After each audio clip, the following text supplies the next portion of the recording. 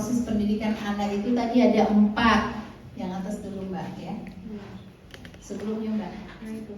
Ya, fase dalam kandungan, fase anak usia dini, dan fase anak prabalik, lalu fase balik. Ya. Lalu di anak usia dini itu ada 3 poin. Yang pertama, masa kelahiran, masa penyusuan, dan pasca penyusuan. Next Mbak Yu. Nah, ya, kita sekarang pasca penyusuan. Nah, apa saja yang harus kita lakukan pasca penyusuan? Yang pertama, melanjutkan apa yang ada dalam masa kehamilan. Ya, yang perlu dilanjutkan, ada yang tidak bisa dilanjutkan ya, karena memang hanya di situ. Nah, itu yang pertama. Next Mbak Yuli. Ya. Jadi melanjutkan program pendidikan pada masa kehamilan. Nah, yang kedua, melanjutkan program pendidikan pada masa penyusuan. Nanti saya jelaskan satu-satu. Kita global dulu. Yang ketiga, nah ini kan pasca penyusuan ya, memberikan pelayanan terbaik. Karena ini masih masa pengasuhan, pelayanan. Kata kunci pengasuhan itu adalah pelayanan. Nah, memberikan pelayanan terbaik dengan tulus ikhlas, tidak beban. Nah, masih banyak ini orang tua, terutama anak pertama ya, itu terasa beban. Itu beda nanti hasilnya. Ini harus tanpa beban atau dengan tulus ikhlas. Yang keempat, karena masa pasca penyusuan ini sudah mulai meniru, maka harus ada yang ditiru yang baik. Maka orang tua sebagai yang paling dekat menjadikan dirinya sebagai teladan atau role model dalam setiap aktivitas. Entah itu berpakaian, makan, minum, kemudian memakai sendal, membiasakan, apalagi misalnya buang sampah di tempat sampah.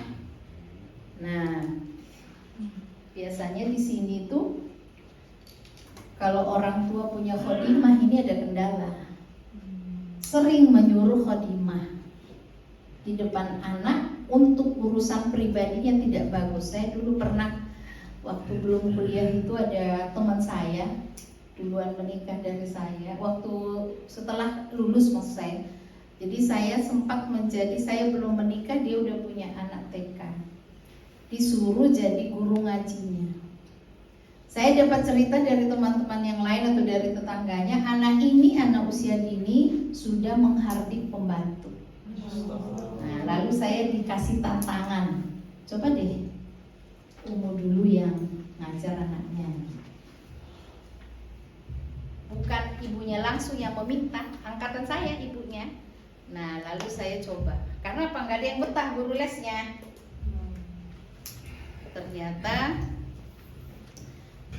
saya menyaksikan, saya jadi gurunya itu, mau guru ngaji nih ceritanya. Saya menyaksikan sendiri, saya datang dia belum siap. Ini kan adab yang tidak bagus ya.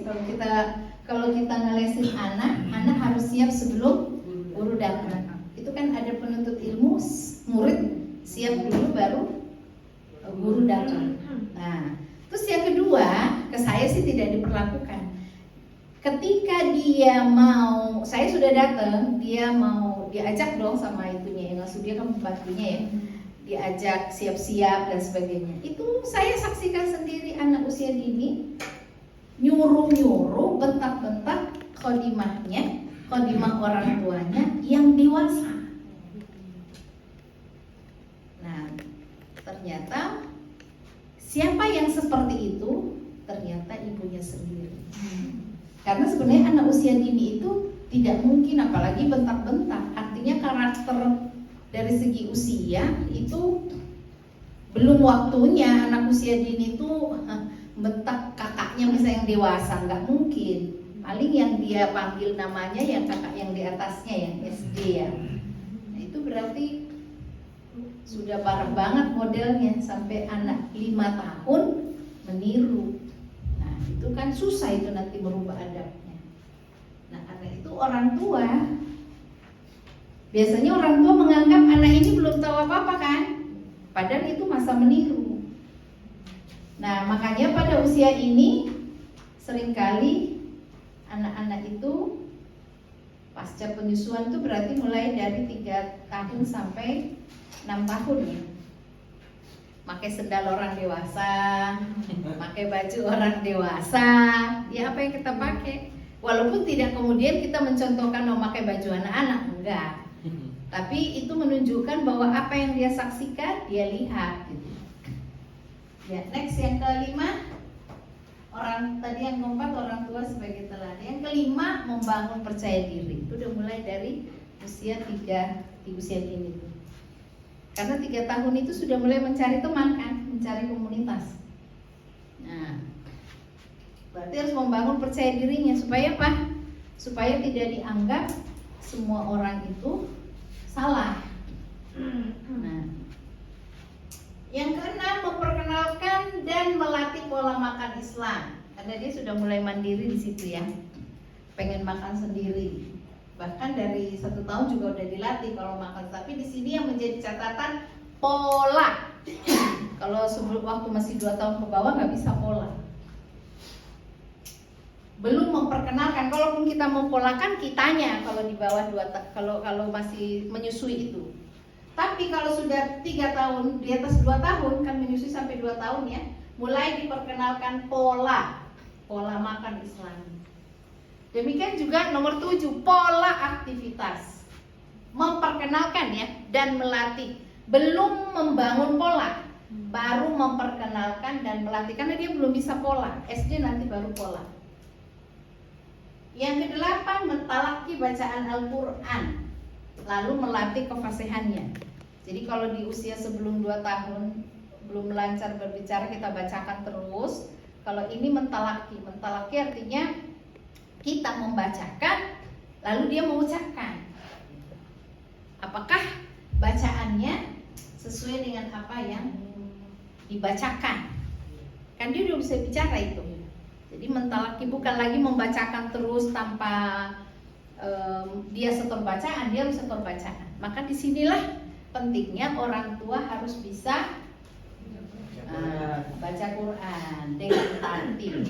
Karena nanti kalau enggak, ya nggak bisa cepat anaknya untuk menghafal Quran dan nggak bisa cepat fasih kalau contohnya nggak fasih.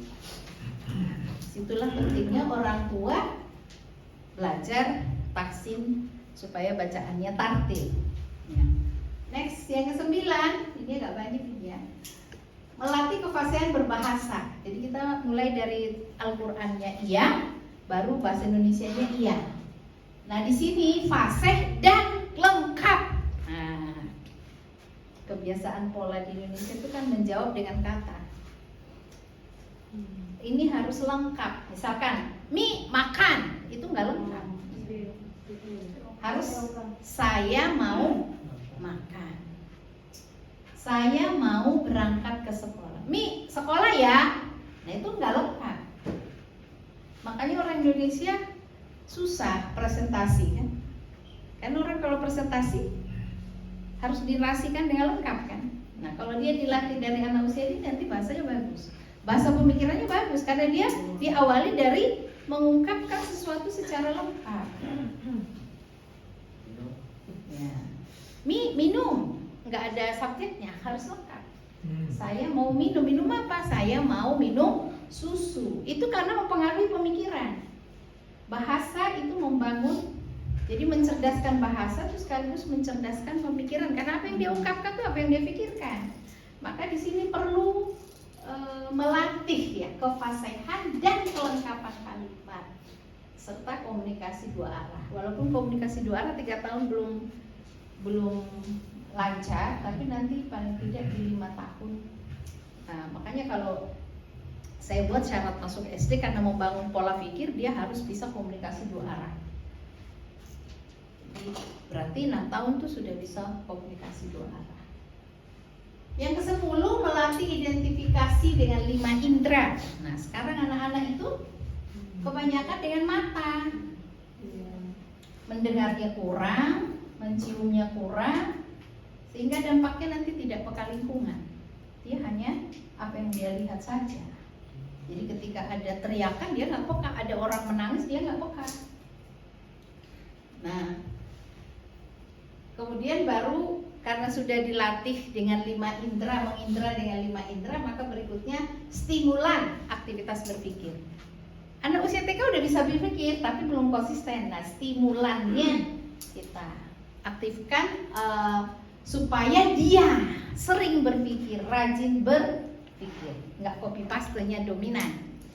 Nah, ini nanti di 5 tahun, mulai 4 tahun lah mulai bisa, apalagi 5-6. 12, memperkenalkan dan melatih pola ibadah. Ini juga sama. Pokoknya yang namanya pola, memperkenalkan dan melatih. Gak bisa langsung membiasakan, gak bisa. Karena dia masih on off. 13, ada 15 ini. Nah, melatih penggunaan kalimat thayyibah seperti alhamdulillah, sesuai momen ya. Jadi setelah melakukan sesuatu, misalnya sebelum melakukan sesuatu bismillah, setelah selesai melakukan sesuatu alhamdulillah. Termasuk kalau dia melakukan kesalahan, harus pertama kali yang keluar astagfirullah, jangan latah. Misalkan jatuh apa, pecah, astagfirullah. Nah, itu dilatih dari mulai anak usia dini. Termasuk subhanallah kalau melihat sesuatu yang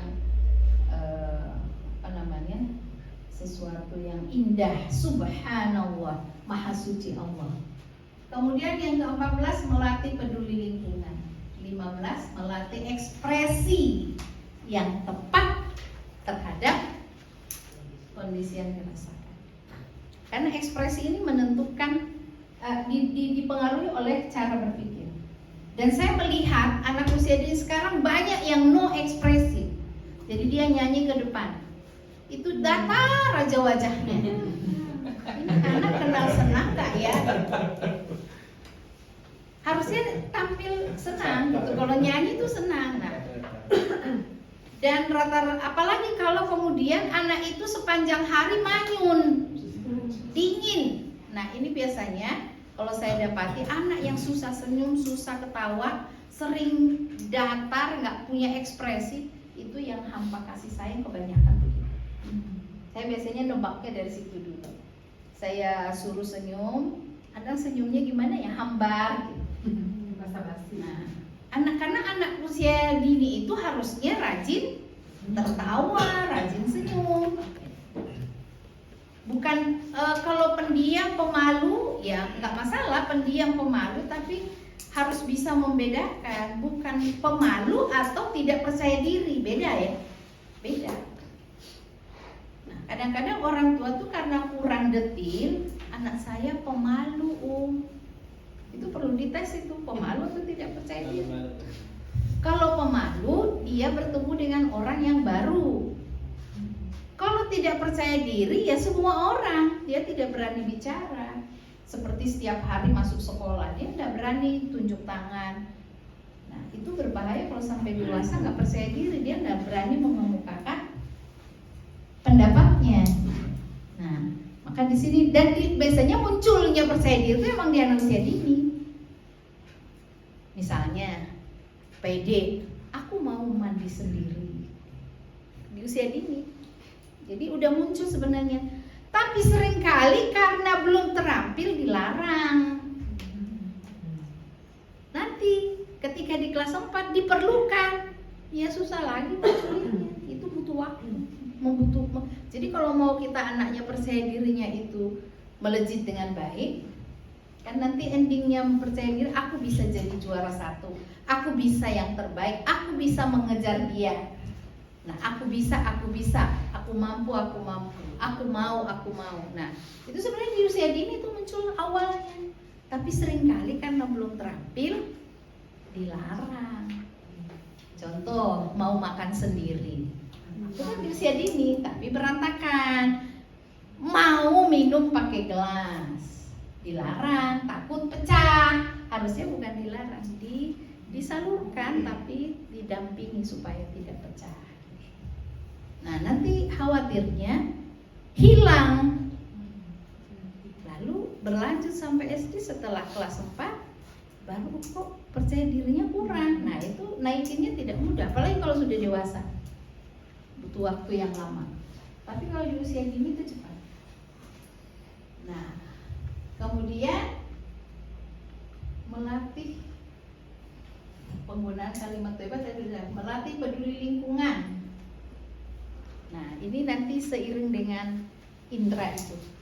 Peduli lingkungan itu berarti menghasilkan apa? Empati. Orang kesakitan, sekarang kan anak begitu ya. Temannya kesakitan jatuh, dia tertawa. Itu tidak sesuai momen. Ekspresi sesuai momen, kalau temannya jatuh dia kasihan. Berarti ekspresi kasihan, terus nanti keinginan menolong.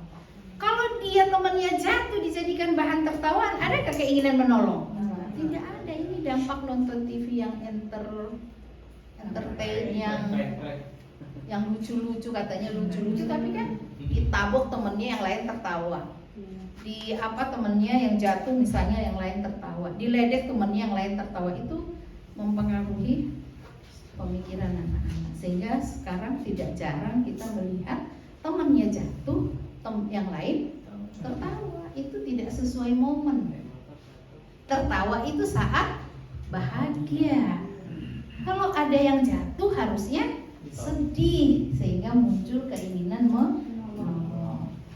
Nah, ya, itu secara global ya, melatih ekspresi. 15. Yang pertama, ya, ini kan sudah ya sebelumnya, saya nggak perlu bahas lagi kan. Melanjutkan program pendidikan pada masa kehamilan. Ada berapa waktu itu? 8. Nah, nggak usah dibahas karena udah dibahas. Yang kedua, melanjutkan program saat penyusuan. Ada berapa? 6 atau 7? 6. Ya, yang ketiga, nah ini yang saya bahas. Pelayanan terbaik, ya, memberikan pelayanan terbaik dengan tulus ikhlas. Nah, kita di sini rujukannya kata-kata dari Sayyidina Ali, bahwa kelompok 7 tahun pertama perlakukan anak sebagai raja. Nah, disinilah esensi dari pengasuhan itu. 7 tahun kedua sebagai tawanan, 7 tahun ketiga sebagai sahabat. Ini ucapannya Ali bin Abi Thalib. Dan Ali adalah sosok sahabat yang cerdas. Nah, kita lihat apa yang dimaksud dengan perlakukan anak sebagai raja. Next. Nah, memperlakukan anak sebagai raja, yang pertama memberikan perhatian penuh. Tidak dicuekin, tapi diperhatikan. Nah, sehingga ketika diberikan perhatian penuh, berarti dia hidup dengan kehangatan, dia hidup dengan perhatian, dan hidup dengan suasana bahagia. Ya.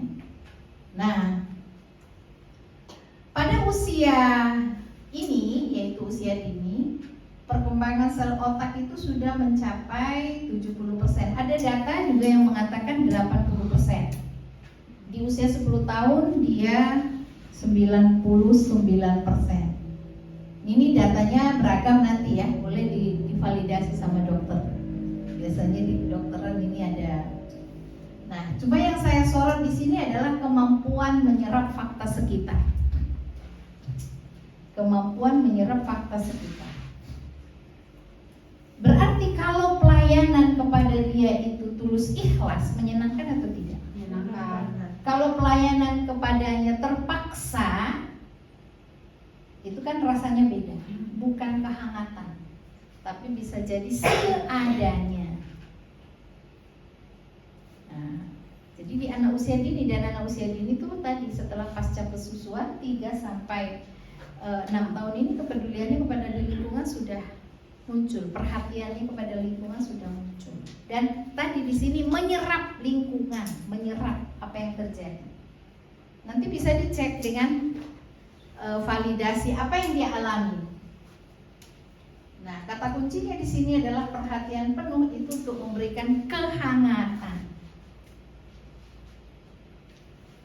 Tapi Masya Allah, kalau pengalaman saya ngisi diklat, di usia ini kan ada yang sudah punya adik ya. Ya seperti saya dulu usia 3,5 tahun, adiknya udah 2. Saya dulu begitu pengalamannya. Anak pertama 1,5 tahun lahir adiknya, anak kedua 2 tahun lahir adiknya. Berarti 3,5 tahun punya 2 adik. Ini masih di sini kan, masih anak usia dini. Nah, seringkali orang tua memerankan yang pertama ini sebagai kakak, sehingga dikalahkan kepentingannya. Kamu kan kakak, tunggu ya Umi, ngurus adik dulu ya. Ini lumrah itu, atau jamak terjadi. Iya. Padahal ini masih bayi. Memang betul dia perlu pelayanan 100%. Tapi yang sudah mulai mikir nih kan yang 3,5 sama yang 2 tahun. Ya enggak? Nah, ibu-ibu biasanya lebih merasakan. Nah, maka ketika seperti ini, mana yang didahulukan? Yang didahulukan yang paling besar, karena dia juga masih masa pelayanan. Lalu ketika mengurus adik, ini harus dibersamakan, tidak dikalahkan. Kita ganti popok adik dulu ya. Jadi dia bukan ditunda atau bukan dibelakangkan, tapi kita sedang bersama. Jadi ini bahasa juga nanti menentukan. Banyak yang korban di sini itu kalau pengalaman saya ngisi di ngisi parenting. Sehingga nanti apa yang terjadi? Ada yang tertanam di benak kakaknya ini, kalau pelayanan kepada adiknya itu didahulukan, seolah-olah kehadiran adiknya merampas perhatian kedua orang. Biasanya kalau ini di TK atau di SD di bawah 10 tahun, ini terlihat ininya, misalnya jadi bad moodnya sering. Di sekolah biasanya terindra kalau ada yang baru lahir adiknya, terutama kalau di bawah 10 tahun. Di atas 10 tahun bisa terjadi nggak? Bisa, kalau dia kaget banget, nggak disiapkan. Pernah ada kasus ini, jaraknya jauh banget ya. Adiknya lahir kalau nggak salah dia sudah kelas 5 atau kelas 4. Itu baru adik kedua lahir. Terus kemudian adik ketiganya deket. Nah, karena sudah di atas kelas 4, ini orang tua nyuruh jaga adik dong. Tapi ternyata prestasinya menurun. Kenapa? Dia merasa beban, baru ketahuan setelah kelas 6. Dia merasa beban menjaga adiknya. Jadi setiap ditanya, kok hafalannya nggak lancar Kak? Aku kan disuruh jaga adik. Jadi apa-apa tuh selalu aku disuruh jaga adik, aku disuruh jaga adik. Ternyata setelah digali, dia tuh sebenarnya bukan enjoy jaga adiknya. Dia tidak nyaman. Tapi nggak berani membantah ibunya. Ini tipe komunikasi dominan nih biasanya. Nggak berani membantah, tapi akhirnya semangat belajarnya berkurang, semangat menghafalnya berkurang. Nah, maka perhatian ketika dia masih usia dini, mau adiknya 2, mau adiknya 3, tapi sesama usia dini punya hak pelayanan 100%. Itu berdasarkan fikih anak di dalam Islam seperti itu. Nah, kemudian apalagi yang dimaksud anak sebagai raja? Menyayangi anak tanpa pamrih. Menyayangi anak tanpa pamrih. Berarti di sini mengurangi ancaman. Nah, contoh kegiatan menyayangi anak tanpa pamrih apa? Memanggil. Mulai dari memanggil dengan panggilan rasa sayang.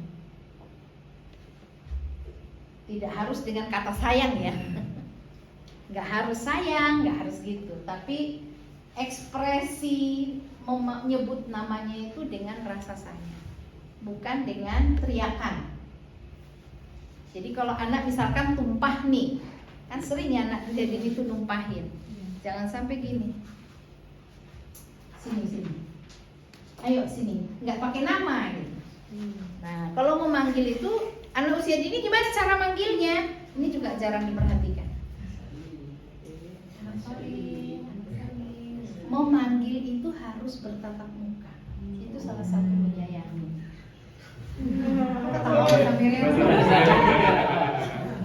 Jangan teriak. Anaknya di mana, orang tuanya di mana, kelihatan tumpah. Ma, cepat. Ini kenapa? Wah, nanti lama-lama dia tuh begitu.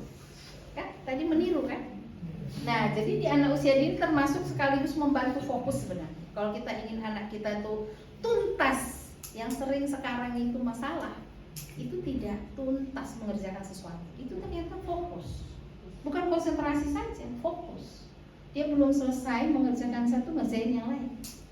Itu berarti nggak fokus. Nah, salah satu teknik berkomunikasi dengan anak seperti itu, dan ini bagusnya ya semua anak menemuinya langsung, jadi tidak jarak jauh manggilnya. Lebih bagus lagi datang, anak soleh, kakak itu anak yang senang membahagiakan. Baru nyuruh itu pasti mau, pasti. Coba aja dipraktekkan. Apalagi anak yang melankolis, cup dulu, boleh minta tolong nggak? Umi boleh minta tolong nggak? Kakak itu baik sekali. Oh langsung apa Mi? Ya, semangat gitu ya. Nah kalau kita menyuruh anak dia semangat mengerjakan, itu nggak akan jadi beban. 100 dulu di depan maksudnya hadiah. Jangan kalau setiap anak. Tapi kalau maksudnya anaknya iya ya 100, kita minta suruh 100 dulu. Oh itu berarti perlu diperbaiki pikiran. Menjanjikan hadiah boleh, tapi bukan setiap amal. Itu yang sering kali ditanyakan juga ke saya kalau ngisi parenting atau di Plato. Ada yang mengatakan memberikan hadiah itu berdampak buruk. Itu salah. Kalau tepat, Allah aja menjanjikan hadiah nggak? Iya. Dijanjikan surga, dijanjikan pahala 1 huruf 10 kebajikan. Itu kan dijanjikan jadi penguasa. Itu Allah berikan banyak janji kepada orang beriman.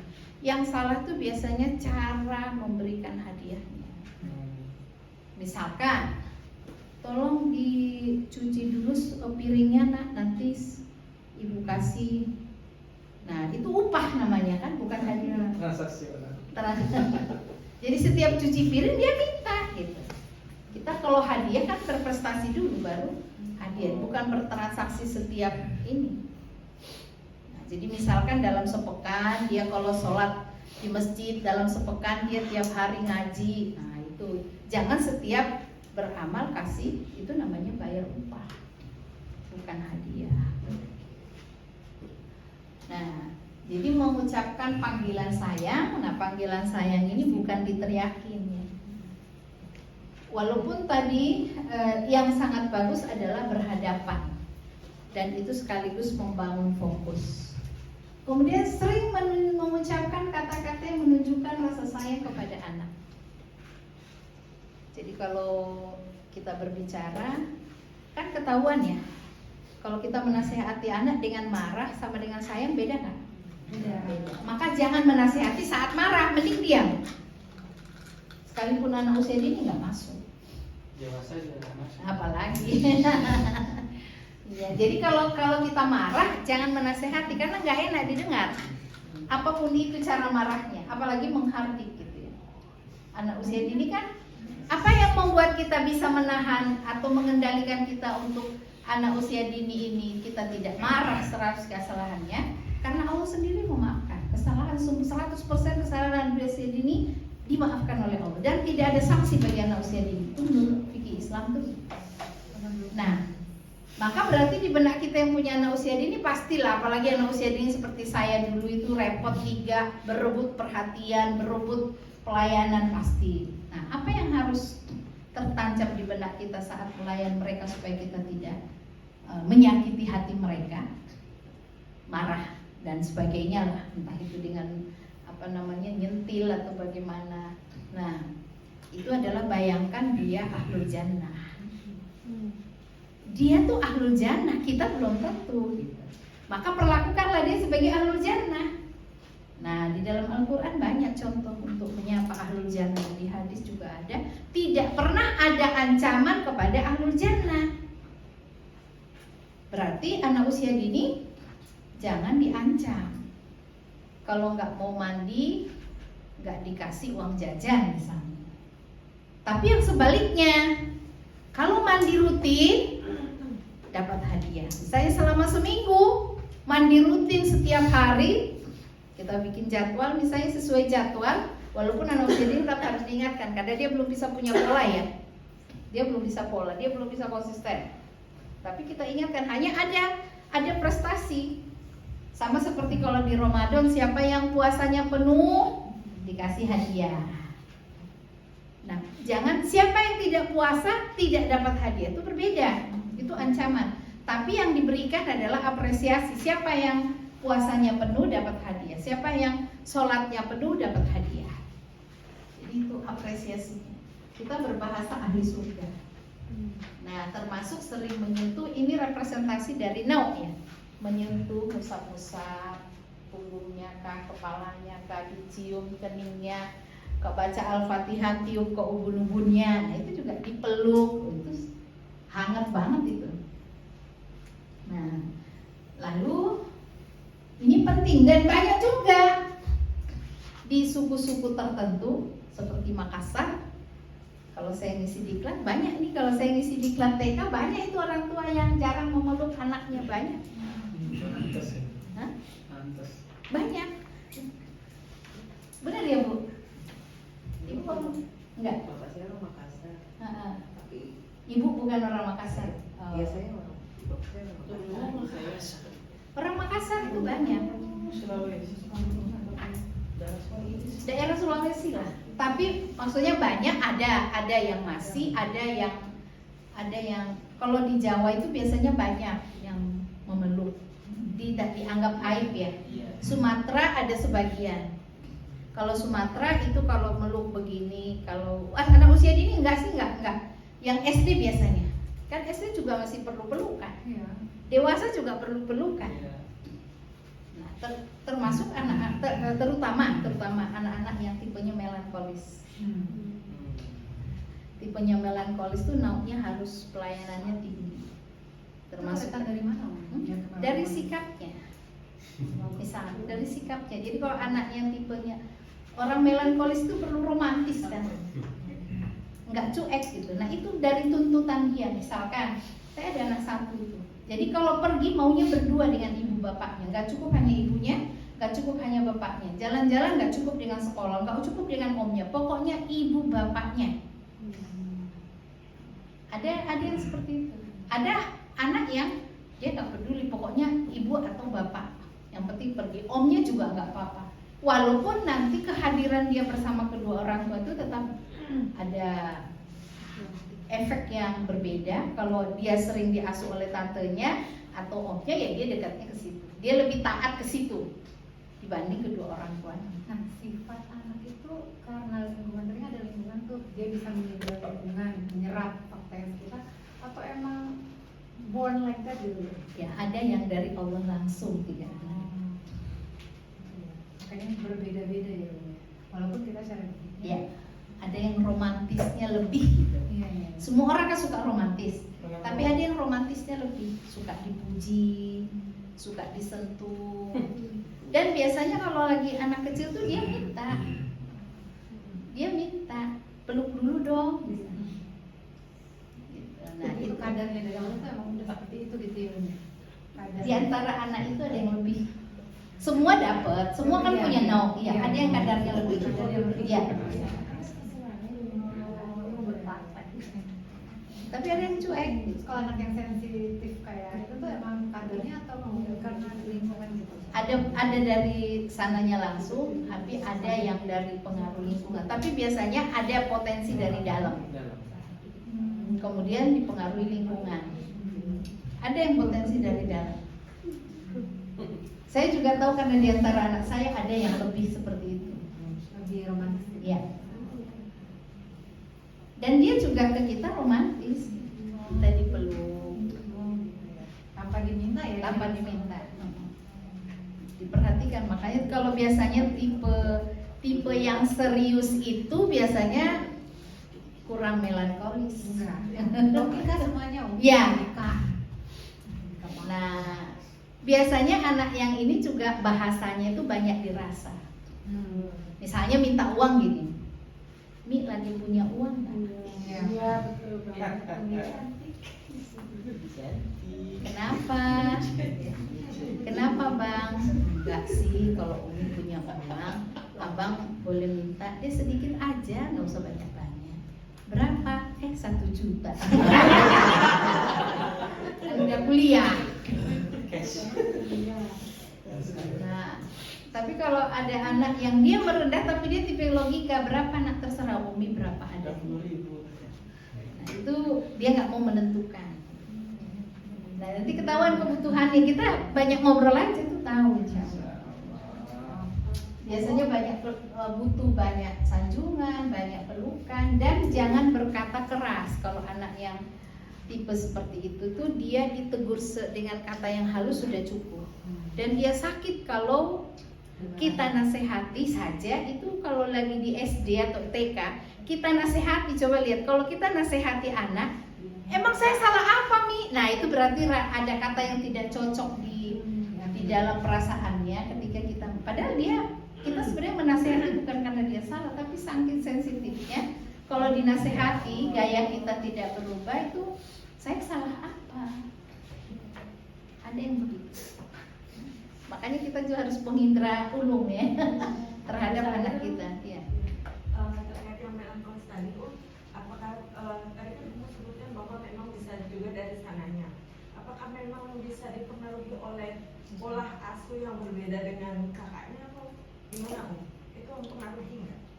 Pola asuhnya. Ya, pola asuh mungkin dari cara kita berbicara. Kalau saya bilang tadi dua-duanya ada. Dua-duanya ada. Jadi Allah kasih kadar yang dia kebutuhan nauknya lebih tinggi, kan ada itu. Dia kebutuhan perhatiannya lebih. Nah, termasuk kita pengaruh pola asuh. Artinya gini, kalau orang yang kenyang disayang, bahasa ini pendekatannya ya, yang kenyang disayang, dia akan cepat produksi sayang. Kalau di nauk itu begitu. Dikenyang disayang, cocok ya bahasanya. Jadi dia terpenuhi, dia merasa disayang, maka dia cepat memproduksi, cepat menyayangi. Tapi kalau orang yang kurang kasih sayang, dia tuh menuntut sampai menikah pun menuntut kasih sayang. Makanya pentingnya menyayang itu di usia dini itu harus, dan di sini harus full. Setiap anak full karena memang dia masa pelayanan. Masa pelayanan gimana sih kan? Ikhlas apa? Ya, dia full dilayani. Tapi melayani ini bukan seperti ajir melayani tuannya, tapi dengan tulus ikhlas tadi. Karena apa? Nauknya. Melayani dengan nauk, bukan karena takut. Kan ada tipe keluarga suami istrinya, misalnya suaminya dominan, istrinya harus manut, wajib manut. Lalu terjadi pola komunikasi yang sifatnya doktrin kepada anak.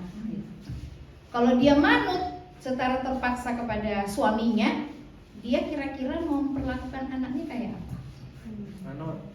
Harus manut. Nah, namanya anak itu kan dia bukan cuma, dia kan punya perasaan.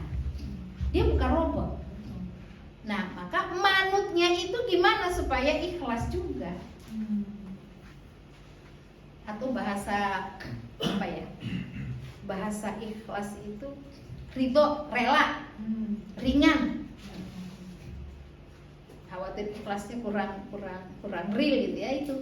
Kapan sih orang ikhlas? Saat dia ridho, rela, ringan melakukan sesuatu itu. Kalau beban berarti ikhlasnya masih belum 100%. Dan bertaat itu tidak boleh menjadi beban, walaupun prosesnya mungkin awalnya menjadi beban. Karena kalau taat itu menjadi beban, dia bisa stres, dia tidak optimal, tidak kreatif bahkan untuk menambah ketaatan.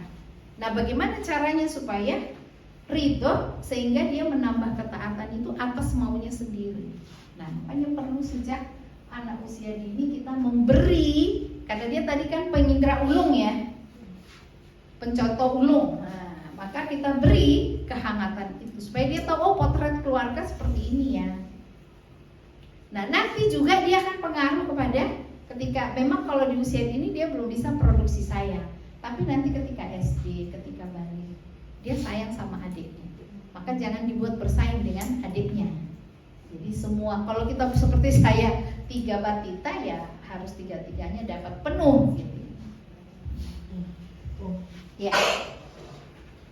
Kan Caca kan umur 11 tahun, Ya. kemudian Astia kan 4 tahun. Mm-mm.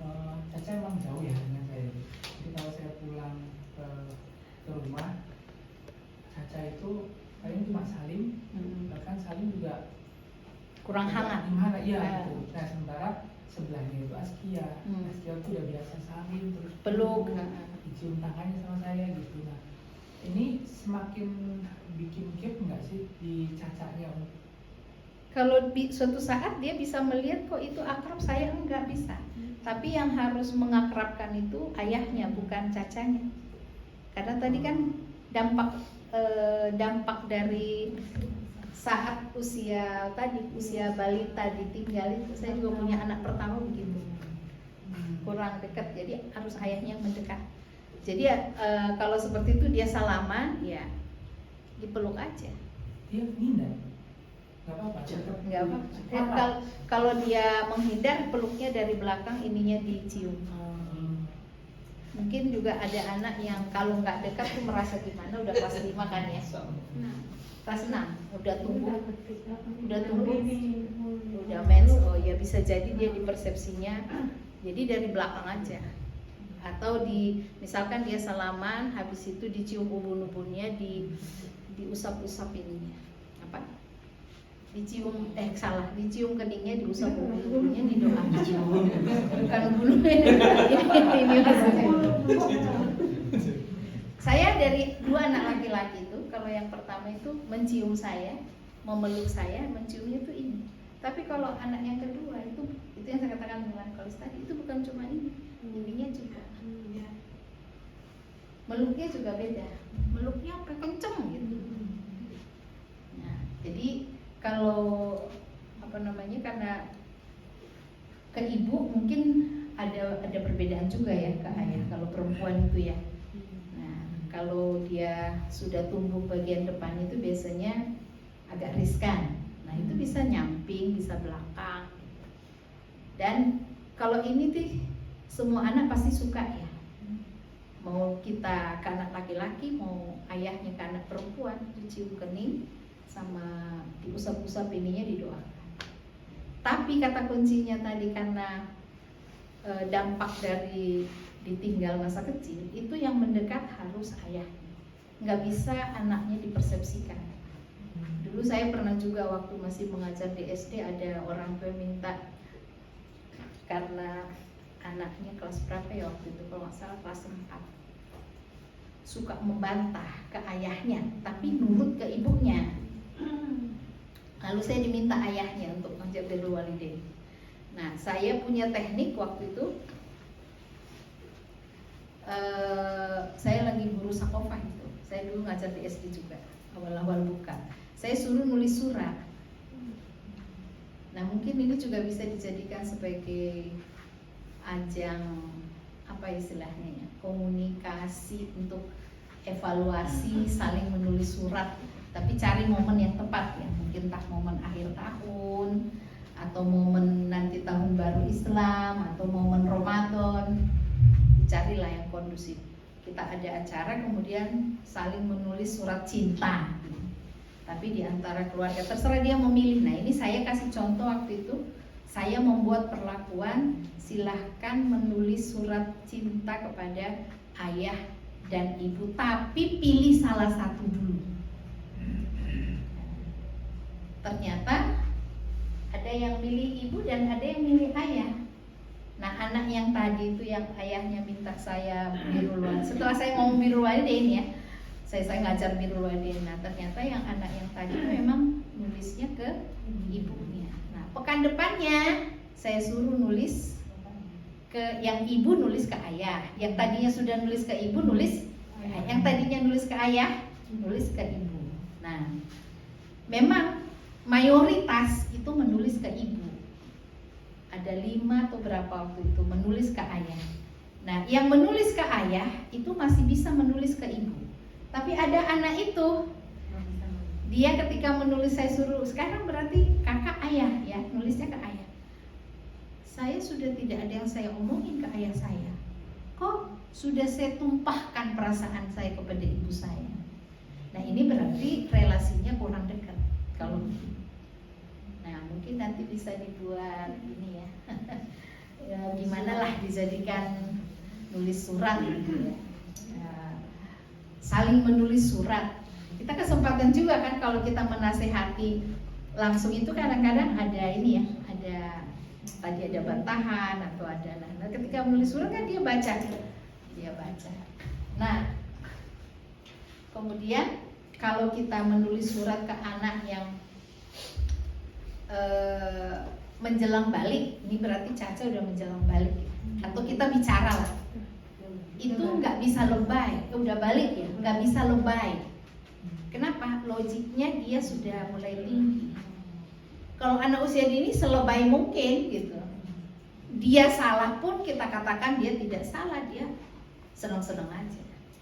Misalkan dia sebenarnya salah, tapi kita ya Allah, kita nggak lihat kesalahannya. Anak Umi hebat banget, udah bisa makan sendiri, padahal tumpah-tumpah. Nanti dia pungut itu ternyata cara nyuruh anak usia dini bisa begitu.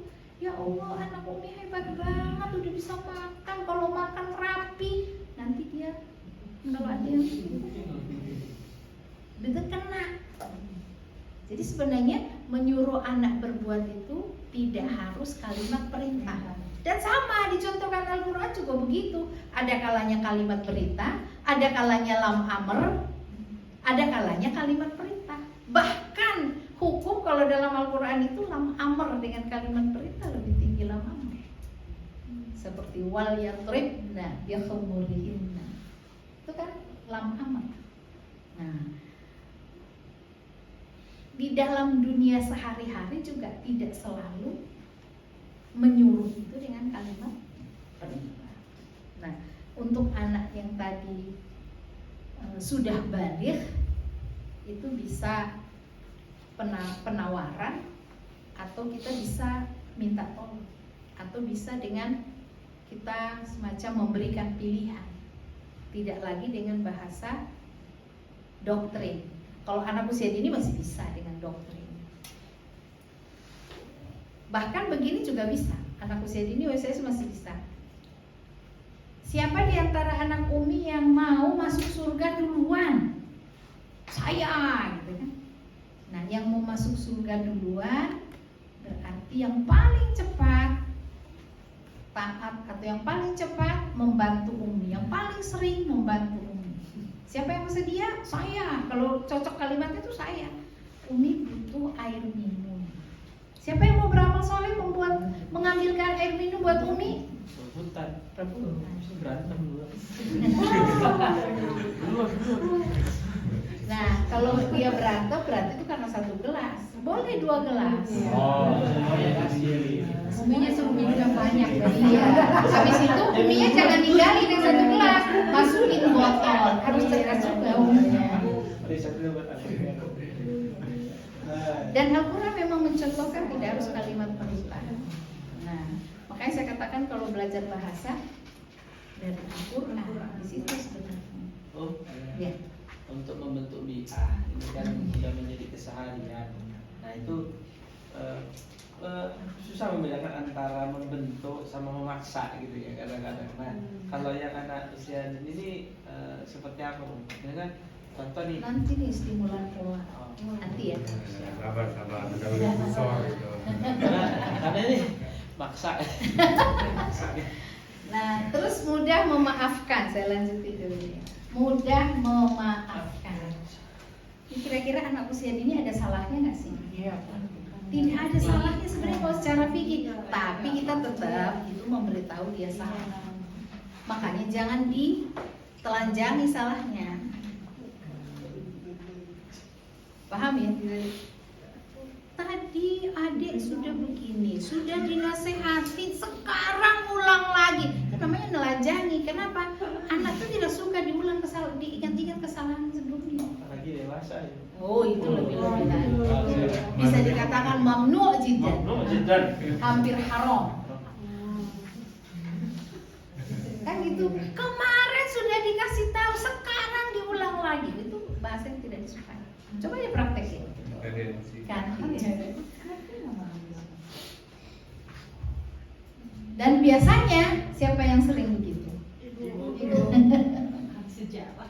Kemarin sudah diingetin. Nah, anak itu hampir semua anak tidak suka sebenarnya kesalahannya diulang-ulang. Nah, kalau mengingatkan kesalahan itu lebih cocok kalau mau misalnya menurut kemarin kakak itu dengan kalimat berita, bukan dengan kalimat yang tadi marah. Kalaupun diperlukan, tapi kalau tidak diperlukan ya nggak usah. Karena dia aja dimaafkan oleh Allah, kenapa kita tidak? Jadi mudah mau maafkan. Ingat ya anak usia dini, tapi kalau anak usia dewasa nanti beda. Next. Selanjutnya, nah, melayani kebutuhan anak secara cepat. Berarti kita memberi sebelum diminta. Jangan sampai anak itu mengemis. Ini ingat ya, anak usia dini. Dia nggak perlu mengemis ke kita sudah siapkan. Karena kita berarti menunjukkan rasa tanggung jawab.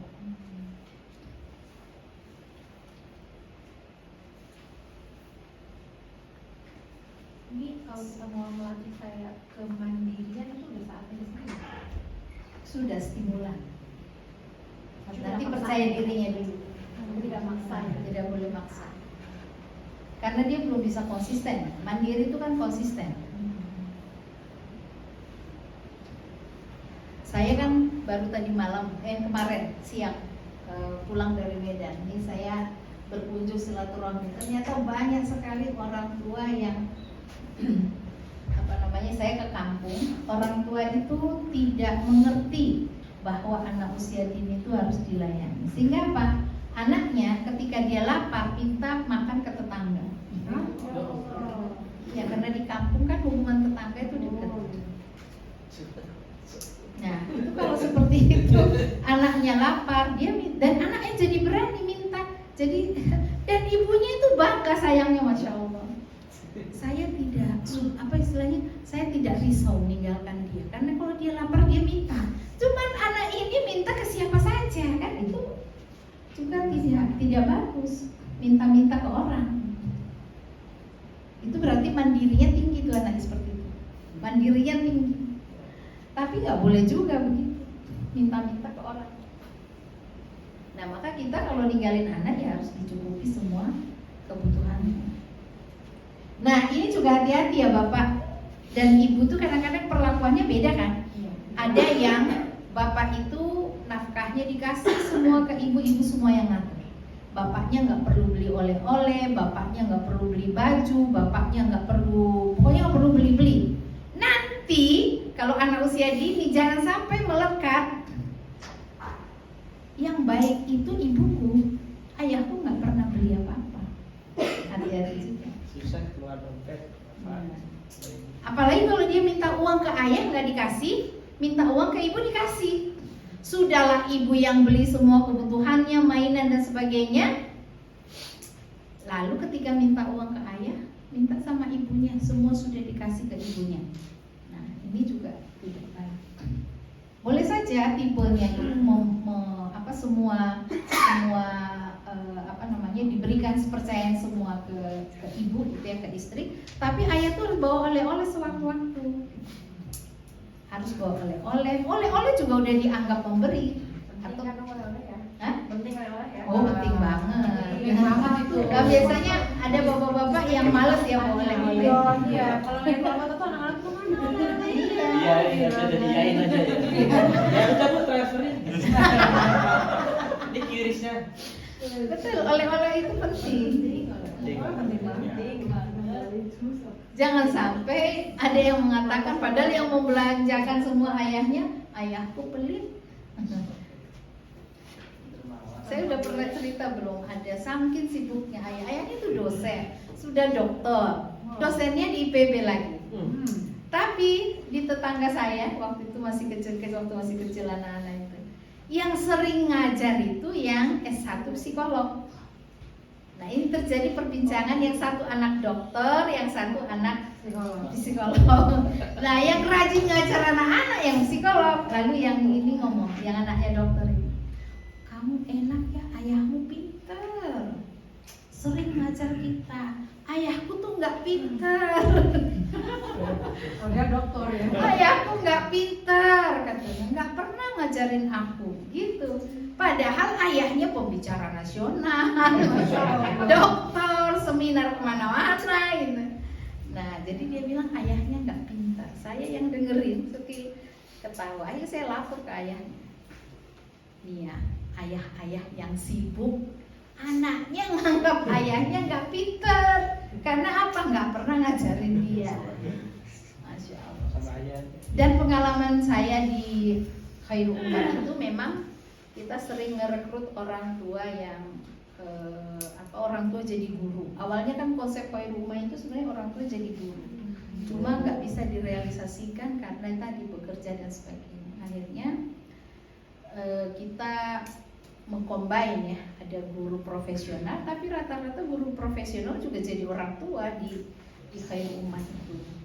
Nah, itu ada anak yang melaju banget ketika orang tuanya jadi guru.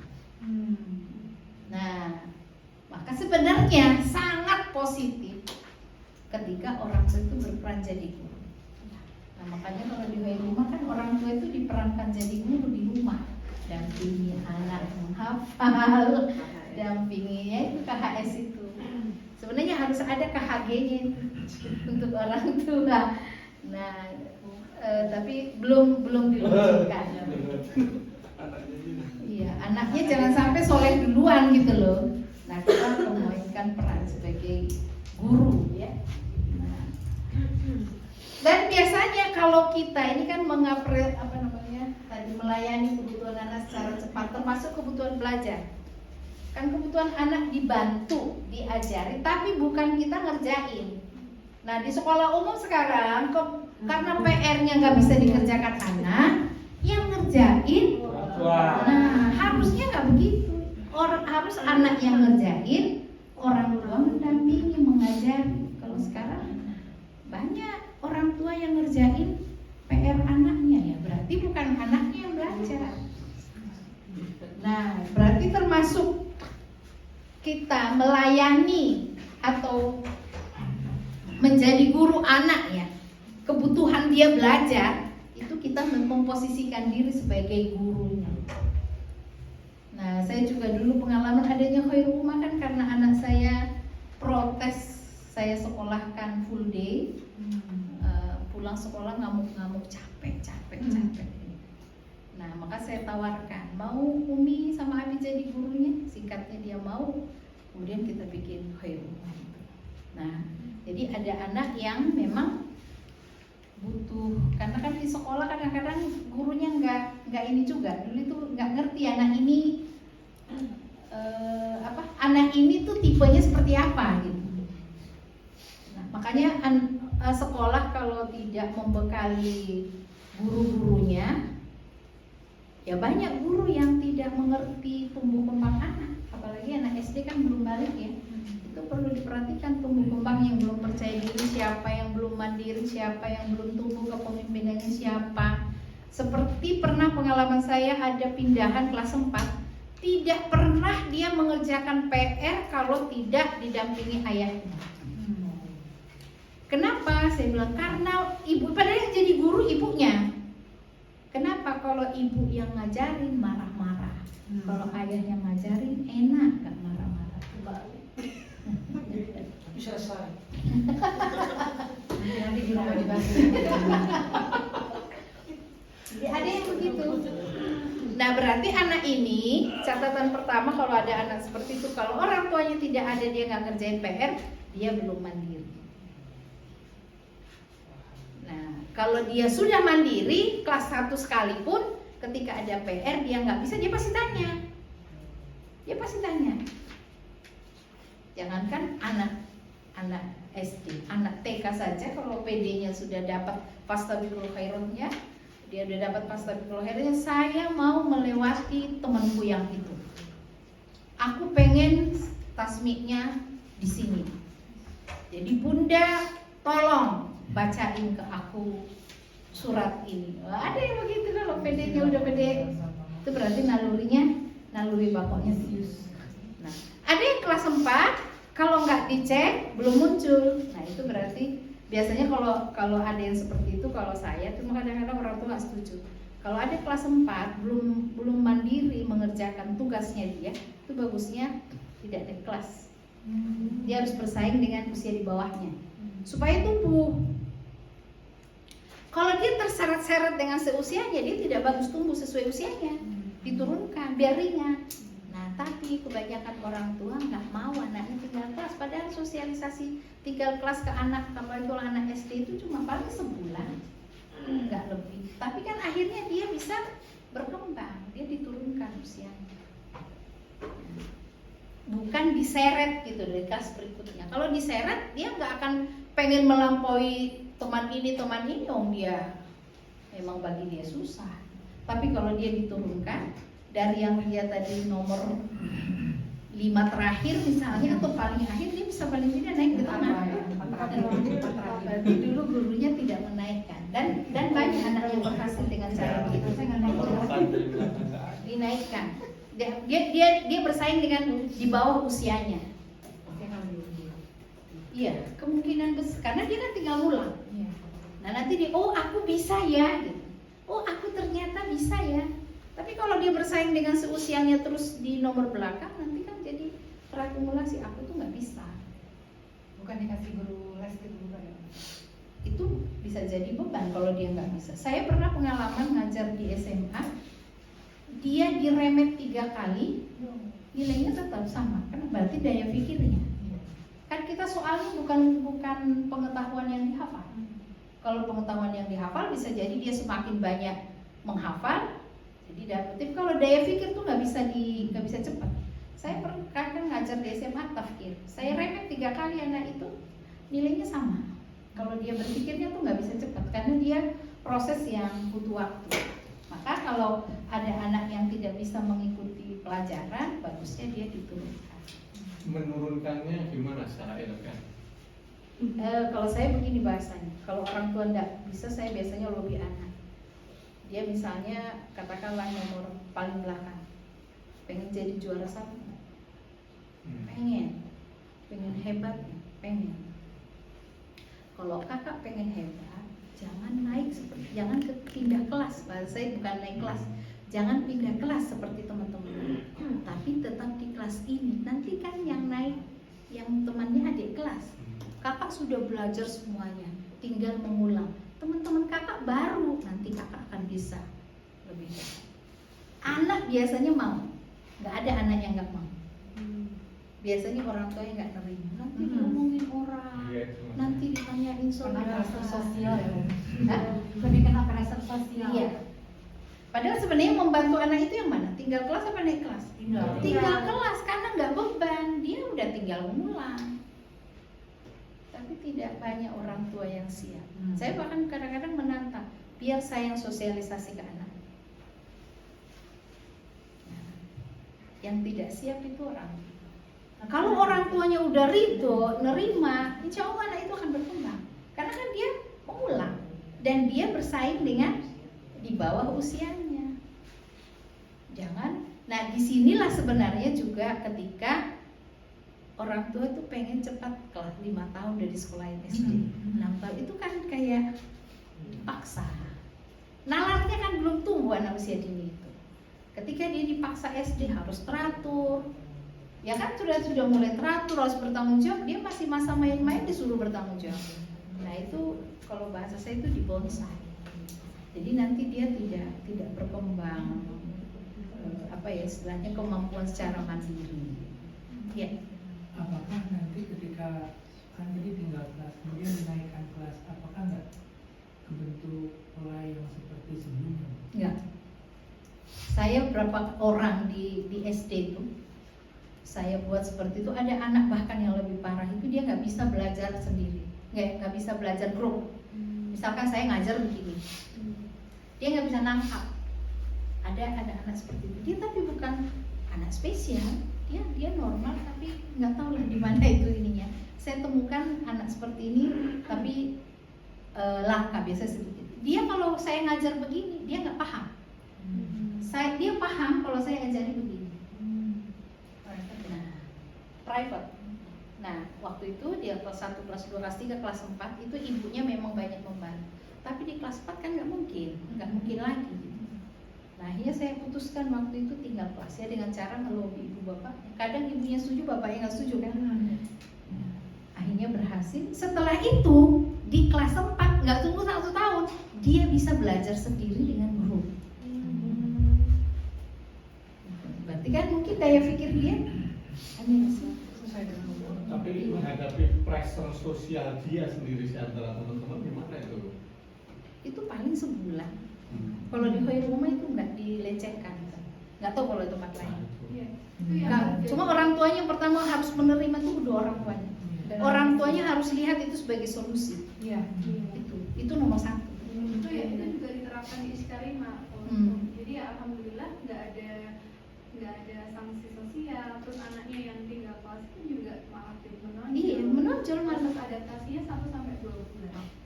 Dan teman-temannya menerima. Kalau saya bilang tuh 1 bulan cukup. Kalau orang tuanya udah nerima, anaknya udah nerima. Nah, anaknya harus nerima dulu. Tadi penawarannya seperti itu mau jadi. Semua anak tuh pengen hebat kok. Semua anak tuh pengen bisa. Nah, kata kuncinya tadi kakak tuh tinggal mengulang, mereka baru. Itu waktu itu saya beberapa orang saya inikan sampai saya yang sosial. Karena menurut saya nggak bisa naik kelas. Karena kalau naik kelas tambah beban kan, tambah dia nggak bisa ngerjain, nggak bisa ngerjain PR sampai kapan kan gitu. Nah kalau saya kasih batas tuh 10 tahun. Jadi kalau sudah kelas 4, 5, 6 harusnya tidak ketinggalan kelas lagi karena mulai malu. Nah kalau prosesnya dimulai, cuma kadang-kadang ketika masuk SMP kan dia dari sekolah lain belum diproses seperti ini. Nah disitulah perlu ada observasi itu. Nah cuma di SMP kita bisa buat ada misalnya persiapan, di SMA juga begitu, ada persiapan. Saya ada pengalaman satu lagi, ini malah udah SMA. Ibu bapaknya nggak terus terang. Dia di SMP belajar di pesantren, nggak tahu pesantren apa di Bandung. Ternyata tidak belajar sains matematik, geografi, nggak belajar. Begitu di SMA Khairul Ummah kan ada sains, ada matematik, sainsnya ada fisika, biologi gitu kan, kimia. Kemudian dia harus belajar matematik, dia juga harus belajar geografi. Nah walaupun geografi ini ke sosial ya, geopolitik. Nah nggak terus terang ibu bapaknya ada di Korea, ibunya ada di Bandung. Dia dekatnya sama bapaknya. Hampir seminggu tuh entah berapa kali lah telepon bapaknya. Baru terakhir setelah dia menjelang keluar, dia nggak betah dong paling bodoh di kelas. Dia merasa paling bodoh di kelas. Itu SMA kelas berapa tuh? Kelas 10 berarti ya. Ya saya bilang ya iyalah, bagaimana dia mau masuk di kelas saya? Kelas saya malah giat tafsir. Dia nggak pernah masuk, cuma sekali atau 2 kali masuk di kelas saya selama 1 semester. Nah, tapi dia keluarnya itu akhirnya menjelang baru ketahuannya dia tidak pernah belajar matematik, dia di SMP. Berarti kan ada 3 tahun pelajaran yang lost ya. Nah, saya bilang Masya Allah, ini nih dampak ketidakjujuran orang tua. Jadi orang tua pengen anaknya di Khairul Ummah, tapi orang tua tidak jujur bahwa anaknya itu belum belajar tadi matematik, sains, geografi. Akhirnya apa? Anaknya merasa paling bodoh. Nah itu baru terungkap di semester kedua merasa paling bodoh, ya kerjaan dia hanya apa? Absen. Selama ada alasan absen, ya dia absen. Yang pusing lah, yang sakit perut lah. Nah, makanya memang kita tuh dalam proses belajar, kan judulnya juga sebut sesuai perkembangan, tahap perkembangan. Perkembangan berpikir kalau anaknya tidak ada masalah itu sebenarnya sesuai dengan usia. Tetapi ada kalanya dia usia 8 tahun, tumbuh kembangnya baru di 6 tahun. Ada yang 7 tahun. Apalagi kalau autis itu jauh banget kan. Tapi autis juga bisa dinormalkan, maksudnya bukan bisa belajar dengan orang-orang normal, tapi turun dulu. Ada yang turun setahun, ada yang turun 2 tahun. Seperti yang sekarang di Khairul Ummah yang Bogor Utara itu ada 2 anak autis itu. Satu kelas 5, satu kalau nggak salah kelas 4.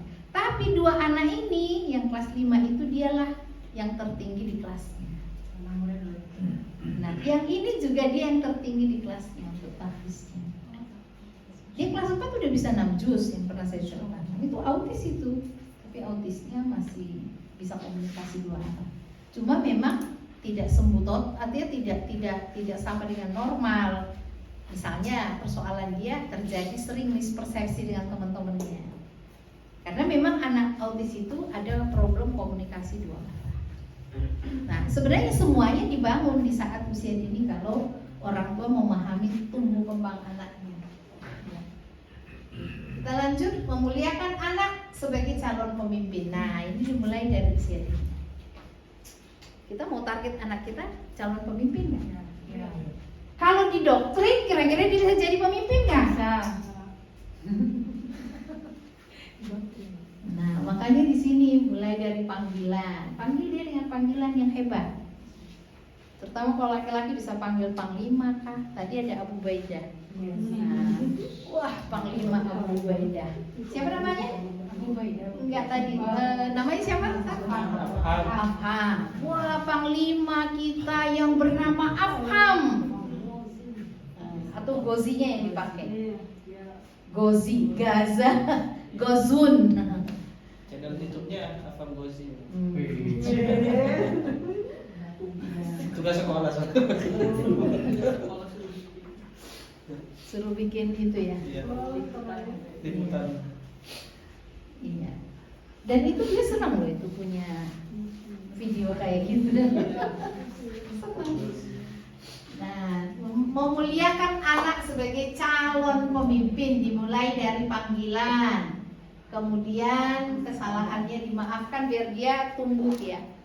Saya munculkan lagi karena orang kalau dimaafkan itu mau nyoba lagi nggak? Kalau orang dimaafkan dia akan tidak down ya.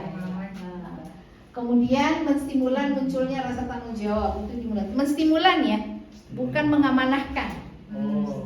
Menstimulan. Kalau menstimulan itu berarti kita mendorong, bukan mengamanahkan. Jadi kalau saya sebut stimulan, merangsang tumbuhnya rasa tanggung jawab. Nah, bagaimana misalkan kita amanahkan apa?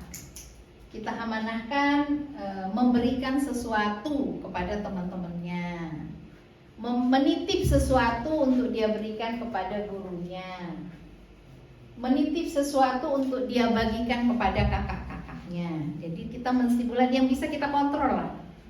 Termasuk kalau kita pergi menasehati dia, menitip sesuatu, misalnya tolong dijaga sholatnya nanti jam sekian atau saat azan terdengar sholat ya. Nah itu kita lihat mana yang bisa dia lakukan. Atau bisa dengan makannya, sholatnya belum berarti makannya misalnya. Atau apalagi ketika dia mau sekolah, menyiapkan peralatannya. Jadi menstimulan rasa tanggung jawab itu berarti mengamanahkan sesuatu, muncul nggak rasa tanggung jawab? Bukan memerintah ya. Kalau memerintah tuh beda, nggak ada tawaran kan. Dan kalau belum terlaksana nggak ada sanksi. Iya. Ya. Kemudian diapresiasi. Kalau dia tidak menjalankan, tidak diapresiasi. Kalau dia menjalankan, diapresiasi. Jadi belum ada sanksi ya. Jadi akhirnya nanti akan terlatih dan terbentuk dalam benaknya prestasi itu diapresiasi. Dan prestasi yang diapresiasi itu bukan hanya prestasi akademik, termasuk amal soleh. Nah, seperti tadi misalkan kalau dia sholat di masjid, kalau dia sholat subuhnya rutin selama seminggu, diapresiasi apa? Dan kalau membiasakan sholat di masjid, memang ini anak usia dini dengan catatan tidak mengganggu orang dewasa. Kalau ini juga harus hati-hati ya, kalau saya lihat tidak semua masjid itu DKM-nya siap menerima anak-anak. Artinya siap menyiapkan SDM untuk mengawal anak-anak, tidak semua. Nah, nanti kalau dia dibawa sholat lalu DKM-nya ternyata menegur dan dia tidak terima, itu malah efeknya tidak baik. Jadi harus lihat-lihat lah masjidnya. Ya, mengapresiasi. Jadi ini yang kita dominankan, mengapresiasi sehingga nanti di benaknya terakumulasi berprestasi itu akan dihargai, dimuliakan. Ya, next. Nah, ini contoh Nabi Ibrahim ini memanggil dengan panggilan ya bunayya. Ya. Kemudian surat Luqman sama ya bunayya. Ini contoh panggilan. Panggilan sayang. Ya, next. Nah, yang keempat, menjadikan diri sebagai orang tua teladan. Nah, ini pada anak usia dini ini ketika dia punya potensi berpikirnya awal itu memang lebih mudah meniru daripada melaksanakan konsep atau melaksanakan pemikiran. Maka di anak usia dini ini ketika kita misalkan mengajarkan sholat, kalau dia diajarkan sholat secara teori itu belum belum bisa dia terima, di benak itu rumit gitu. Tapi kalau kita contohkan itu gampang. Nah, termasuk anak usia dini kalau misalkan seperti sholat itu, menghafal bacaan sholat itu dengan praktek sebenarnya. Jadi dia hafal bukan karena khusus ada momen menghafal, tapi pada saat melaksanakan, sehingga dia menghafal sesuai momennya. Nah, itu lebih mudah, sehingga tidak beban. Nah, ini dalam semua hal ya, baik itu tahfiz, sholat, makan, berpakaian dan lain-lain. Nah, anak usia dini biasanya begini. Ini sering saya juga dulu menghadapi dan juga sering ada pertanyaan kalau saya ngisi parenting atau tidak. Ini ada anak sedang menghafal. Lalu ada orang lain. Nah, biasanya ini kalau ada yang tinggal di keluarga besar. Nah, anak sedang menghafal tapi ada orang lain yang nonton TV. Dia akan bilang, kok dia nonton TV? Kok saya ngaji? Kok saya ngaji, kok teman-teman di luar main? Nah, maka disinilah perlunya contoh itu banyak dan kondisinya mendukung. Kalau anak usia dini tuh nggak bisa disuruh bertarung sendiri gitu ya. Teman-temannya main, dia ngaji sendiri. Dia ngaji, kakak-kakaknya atau saudara-saudaranya nonton TV. Nah, maka di sini selain dari orang tua sebagai teladan, perlu mengkondisikan. Jadi kalau lagi jam tahfiz, ya udah ibu bapaknya tahfiz. Jangan masak. Kalaupun masak itu yang bisa nyambi-nyambi. Nasi, minum gitu ya. Kalau masak sayur kan nggak bisa nyambi. Nah, itu berarti tidak di jam tahfiz. Dan paling mudah kalau dia lihat ibu bapaknya itu dua-duanya ngaji, lalu dia ngaji, itu dia nggak akan protes. Dan paling mudah juga, siapa yang paling mudah mengajari anak itu cepat hafal? Orang tua apa gurunya? Itu paling mudah guru orang tuanya. Bahkan dibawa naik motor, keliling, naik mobil, itu dia bisa hafal cepat. Karena apa? Di situ ada ada magnet ya dari orang tua. Orang tuanya semangat, anaknya semangat. Itu yang keempat. Yang kelima, Next Pak, yang kelima, membangun percaya diri. Nah, membangun percaya diri, berani mencoba sesuatu dan tidak ada takut salah. Ini yang sebenarnya problem. Kalau di usia dini muncul takut salah, maka dia nggak mau mencoba yang baru. Bagaimana supaya seperti itu? Dia jangan banyak disalahkan. Ya. Dia jangan banyak disalahkan. Ketika dia salah, nggak apa-apa disampaikan dia salah, tapi fokusnya bukan membahas kesalahannya, tapi memberitahu yang benarnya. Jadi dominan memberitahu yang benarnya, makanya saya katakan tadi tidak menelanjangi kesalahannya. Nah, ya namanya anak usia dini pasti banyak salahnya, pasti. Walaupun kita contohkan benarnya, dia juga misalkan kita contohkan sholat subuh 2 rakaat, bisa jadi dia 1 rakaat udah selesai, udah sholat, udah.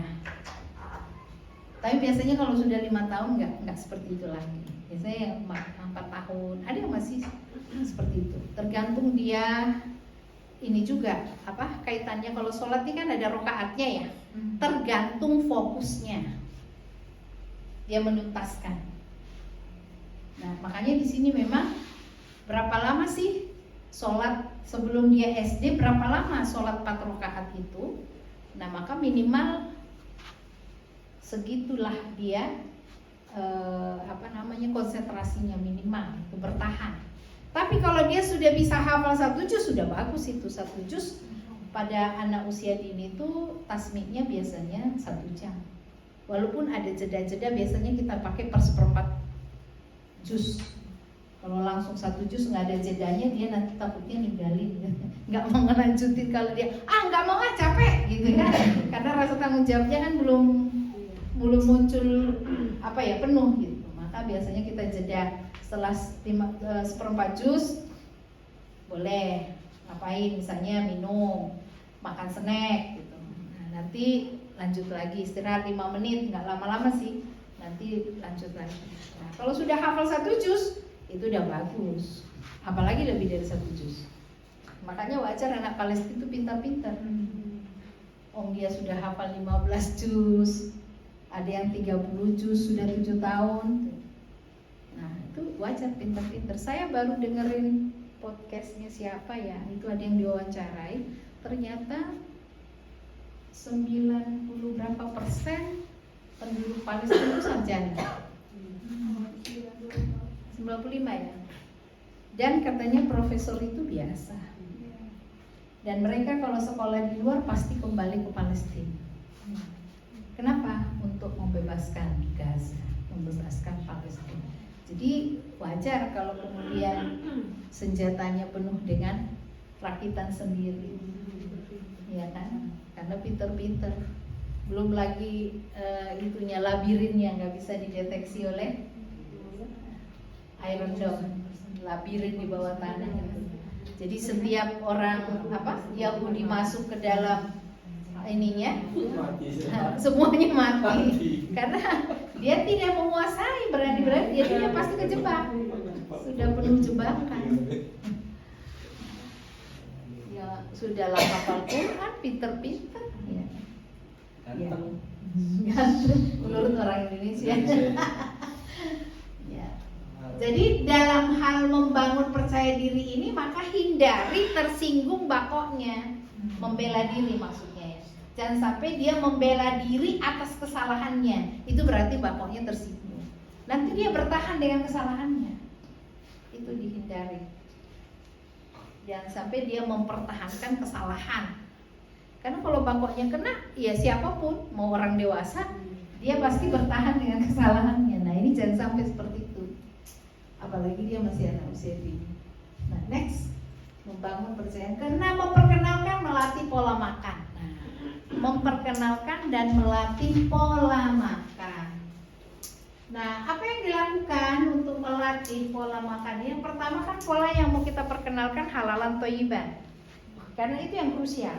Kalau 3 kali 2 kalinya itu kan bukan sesuatu yang harus dipertahankan gitu. Maksudnya bukan sesuatu yang harus diperjuangkan, mau 2 kali 3 kali nggak masalah gitu ya. Yang krusial itu adalah halalan thayyiban. Nah karena itu perlu membangun membiasakan atau memperkenalkan ragam makanan supaya nggak monoton. Misalnya lauknya telur aja, bukan ikan, sekarang orang nggak suka ikan, apa namanya, ayam. Saya ke Makassar, anak SD sukanya ayam, padahal orang Makassar itu kan harusnya ikan. Padahal saya itu ke Galesong itu, bukan Makassar kota. Banyak nelayan, orang tuanya banyak yang masih nelayan, tapi sukanya ayam. Berarti udah korban iklan kan? Nah, saya kaget loh, kok anak tidak suka ikan, padahal kalau Galesong itu dekat laut. Nah, diperkenalkan ragam makanan biar nggak hanya satu jenis, biar nanti mudah untuk meragamkan makanan, untuk mencoba makanan apapun. Karena pengalaman saya di TK, sejak ada TK Khairul Ummah, ada anak yang tidak suka buah-buahan, bahkan mensosialisasikan untuk minum jus itu ada yang sampai 3 bulan, ada yang sampai 6 bulan. Karena apa? Dibiasakan itu minuman yang botol-botol itu. Termasuk di Khairul Ummah itu saya sampai tetapkan minum teh manis yang bikin sendiri setiap hari Selasa, supaya kenal teh manis yang dibuat sendiri. Dan di rumah pasti gampang kan buat teh manis. Jangan membeli yang botol-botol, karena yang botol-botol itu sudah pasti ada pengawetnya. Kan teh manis paling kuatnya berapa sehari, pagi sampai sore, sampai 24 jam kan. Nah, untuk memperkenalkan supaya mereka ya tadi harus bisa bikin kita minum teh manis itu yang bagus buatan sendiri. Nah sekarang perlu juga dibiasakan, tidak hanya kalau dulu itu kita berpikir minum jus supaya mau makan buah. Sekarang kita coba tidak hanya minum jus saja, tapi juga buahnya. Jadi misalkan buah potong lah, kalau manggis ya utuh, kalau salak utuh, kalau jeruk utuh, tapi dibiasakan tidak hanya jus. Kenapa? Karena ternyata anak-anak itu jusnya suka, buah potongnya nggak suka. Masya Allah, sampai kayak gitu ya. Kalau pengalaman saya kan mau jus mau buah dulu suka. Nah saking itu tadi pengaruh minuman-minuman berwarna yang kan macam-macam rasa itu, tapi kan rasa bukan aslinya kan gitu. Rasa jeruk, padahal harusnya jeruknya langsung. Nah itu yang paling penting tuh, memperkenalkan ragam makanan halalan thayyiban. Jadi beragam dikenalkan. Yang originalnya, bukan produk pabrikannya. Nah ini penting, memperkenalkan. Kemudian yang kedua, membangun persepsi. Supaya apa? Kalau anak usia dini itu kan enak taunya, maka berarti harus dilekatkan. Yang halalan thayyiban tuh enak, sehat, berkah. Walaupun berkah dia belum paham, ya nanti nggak apa-apa, didoktrin aja dulu berkahnya. Karena nggak bisa dijelasin soalnya berkahnya itu di sini. Nah, tapi paling dia tempel, enak, sehat, berkah. Nah, kalau mau dijelasin apa itu berkah? Berkah itu berarti nanti kakinya jadi rajin sholat ke masjid, tangannya rajin beramal soleh, misalkan bersedekah, lisannya berkata yang baik, beramal soleh. Nah, paling begitu. Itu juga udah cukup itu. Nah, ini mah buat orang tua. Rasa enak intens, rasa enak akan kita rasakan apabila intens. Itu mah buat orang tua, bukan artinya kita bagaimana supaya sesuatu itu enak buat anak, sering dikasih. Tapi dibangun dulu persepsinya supaya dia mau makan. Semua kategori indera itu begitu. Contoh, sebelumnya kita suka warna merah misalnya. Saya ingat dulu padahal udah dewasa, udah ya waktu kuliah saya nggak suka warna hitam. Tapi begitu sebelum saya menikah, saya sudah naik haji bersama adik saya. Karena waktu itu kalau baju yang berwarna itu harus sering nyuci gitu ya, dan nyucinya susah kan kalau udah nempel. Akhirnya kita selama haji itu belanja baju yang hitam. Orang Arab banyak yang pakai, tapi kalau haji itu kan tidak semua orang Arab. Nah, terus didukung berapa tahun berikutnya kita umroh Ramadan. Orang Arab berkumpul kan, orang Ramadan tuh orang Arab yang banyak umroh. Apalagi saya umroh 10 hari terakhir, pertama umroh Ramadan itu. Kan banyak orang hitam-hitam. Akhirnya semakin lama-lama suka pakai baju hitam. Nah, kalau umroh tuh kepentingannya awalnya biar tidak susah nyuci. Karena kalau berwarna terang-terang itu kan gak enak kelihatan hitam di bawah, nyucinya susah gitu. Nah, lama-lama suka warna hitam. Berarti bisa dirubah? Bisa. Yang pahit, orang Sumatera kan gak biasa minum jamu. Nah, saya di usia berapa? Mulai 40 nggak salah waktu itu kena alerginya tuh kambuh. Ayah saya alergi. Saya akhirnya di usia 40, sebelumnya saya nggak pernah alergi. Singkat cerita mungkin ada setahun saya tuh kena eksim di kaki. Nggak banyak sih, cuman berapa senti gitu. Tapi ya gatal kan. Saya di situ minum semua jenis yang pahit. Rotowali, apalagi tuh yang dipegang aja. Apa namanya itu? Bijinya itu dipegang aja begini kita udah Mengkudu. bukan mengkudu. enak. Bukan apa? Pare. Oh, pare mah kecil. Lupa. Pare itu kecil. Rotowali juga kan dipegang. Pokoknya pahit, dipegang bekas tangan kita ya. Iya, Semua jenis yang pahit-pahit. Akhirnya alhamdulillah sembuh. Sekarang makan daun pepaya, makan pare, kecil buatannya. Tadinya nggak bisa makan daun pepaya juga. Berarti apa? Sesuatu yang pahit, awalnya kan muntah. Jamu juga begitu. Ada yang nggak suka pahit kan jamu. Kalau jamu pahit, kalau kita beli di tukang jamu kan ada yang pahit. Itu belum apa-apa itu pahitnya. Nah, karena pernah mengkonsumsi yang pahit-pahit demi kesembuhan tadi eksim itu, akhirnya yang daun pepaya, bunga pepaya, pare itu malah jadi kecil. Minum jamu gendong kecil karena udah pernah yang pahit banget gitu ya. Karena ke dokter juga nggak sembuh-sembuh, udah ke dokter mahal nggak sembuh-sembuh. Nah, sejak saat itu sekarang juga kalau saya kan biasanya kalau ada turunan alergi di usia 40 ada yang memang munculnya di usia seperti itu. Ya minum yang pahit daripada nggak sembuh-sembuh kan gitu ya. Nah, akhirnya ternyata bisa gitu. Nah, maka saya perhatikan baik itu yang terkait dengan indera mata, baik itu yang terkait dengan telinga, itu kalau sering didengar itu suka. Nah, apalagi kalau dimulai dari anak usia dini seperti murattal itu suka. Tapi kalau sudah dia kenal lagu barat terlebih dahulu, lalu dia disuruh ngaji, itu lebih berat. Itu lebih berat. Ya. Nah, maka kalau anak-anak itu mulai SMP baru menghafal Al-Quran itu, tingkat keberhasilannya tidak 100%. Tapi kalau dari usia dini tingkat keberhasilannya 100%.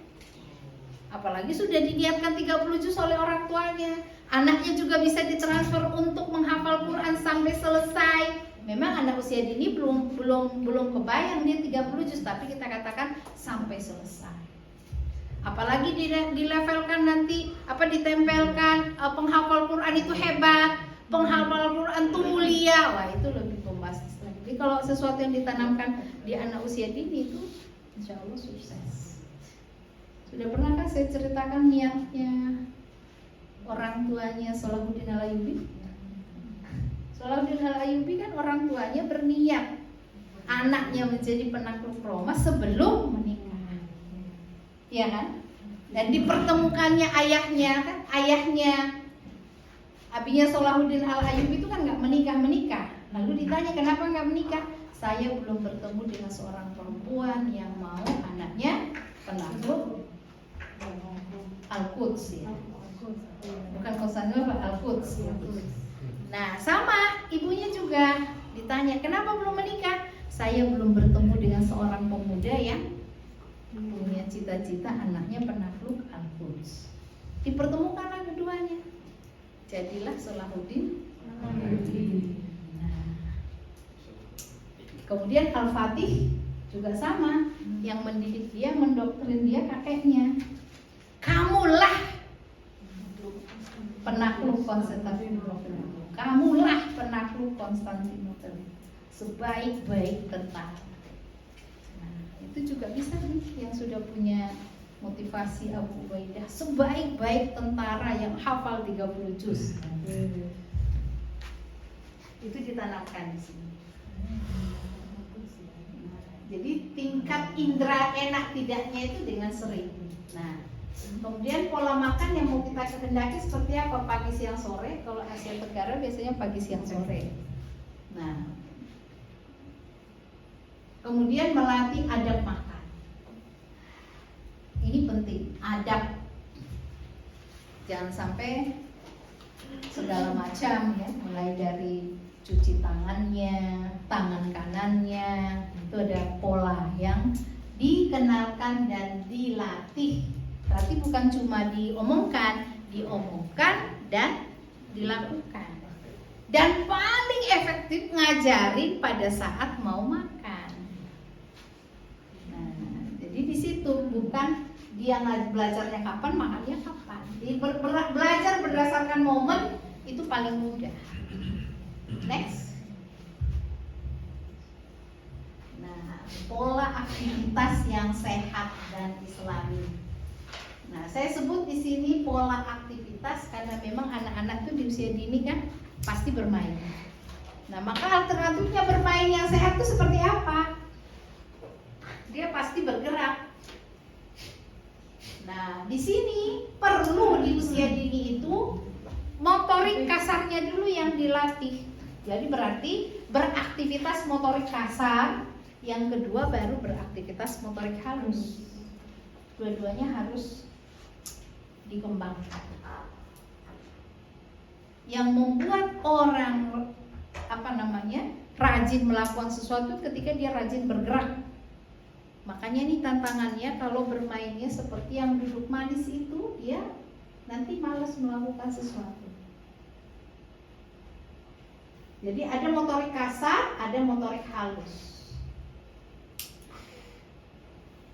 Nah, karena dia sudah dilatih motoriknya, berarti di sini dia bermain sehat dan islami. Kenapa saya sebut islami? Karena bermain itu kadang ada dari tontonan tuh yang main apa itu? Bermain smackdown. Dianggap bercanda, dianggap bermain, padahal berbahaya. Yang kasus-kasus yang menjatuhkan teman itulah. Itu kan sampai ada yang lumpuh itu. Kursi sama yang ini kalau temennya berlari tuh itu ada yang sampai patah kakinya. Nah, yang berbahaya dan tidak baik lah gitu ya, seperti tadi itu yang smackdown. Nah, sehat dan Islam. Jadi tidak menzolimi teman. Nah, ya. Tidak menzolimi teman, bermainnya tidak menzolimi teman. Juga yang tidak islami kan ada kartu apa itu namanya kapitalis itu? Monopoli. Itu kan pemahaman kapitalis itu. Nah, kalau ada yang islaminya nggak apa-apa. Tapi masa dari kecil anak kita diajari main monopoli, dianggap permainan. Padahal di situ pemikirannya bukan pemikiran Islam. Nah, kalau mau dibuat sistem seperti monopoli, dibuat dalam bentuk yang Islami.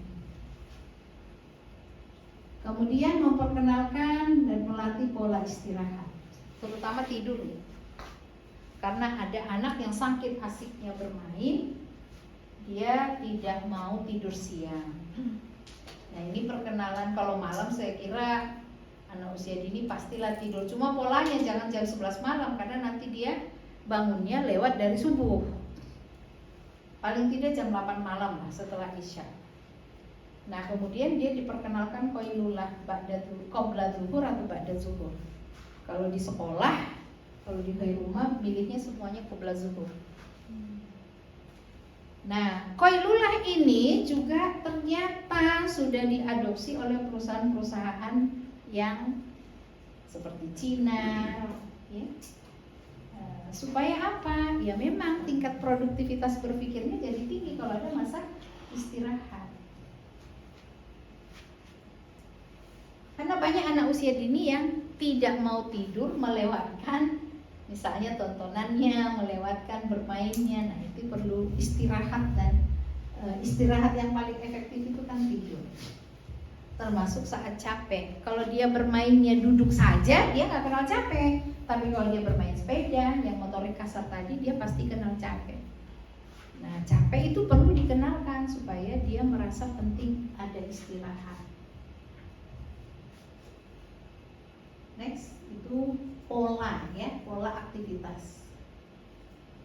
Baru yang ke-8 mentalaki, tadi sudah saya jelaskan ya. Mentalaki supaya diperkenalkan yang baiknya lalu dia melafazkan.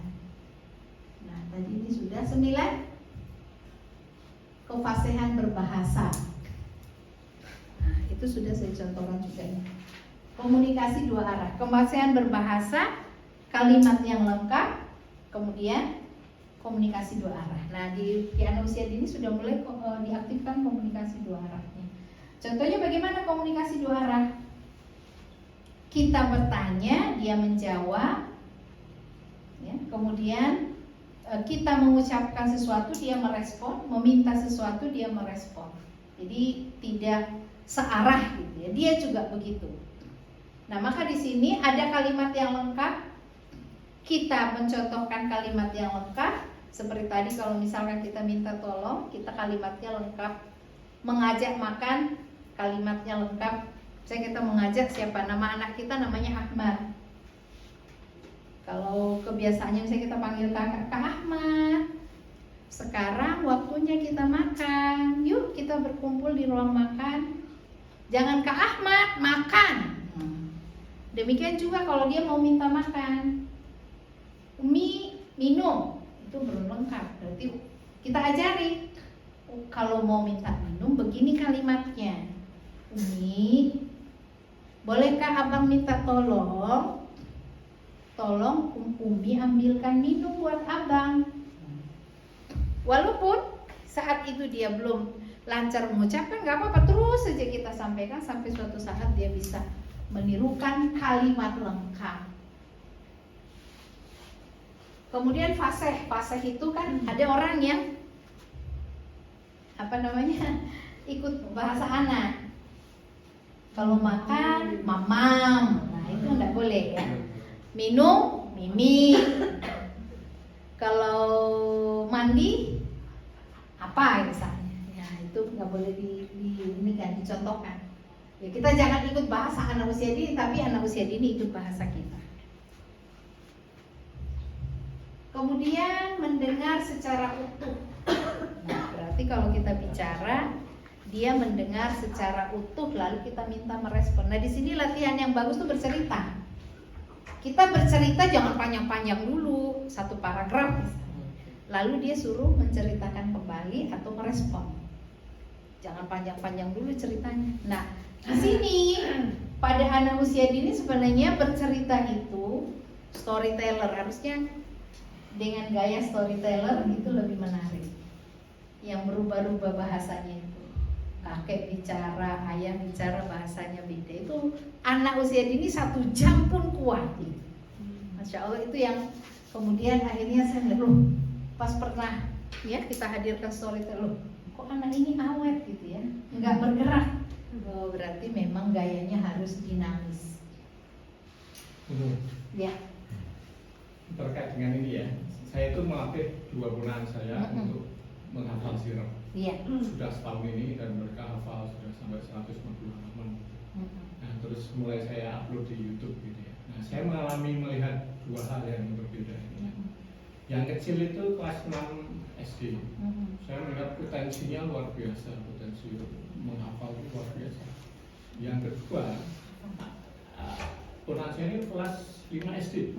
Nah, ini saya melihat dia punya masalah dalam merangkai kalimat. Oh, iya. Dia itu berbata-bata, spasinya panjang antara satu kalimat dengan lain.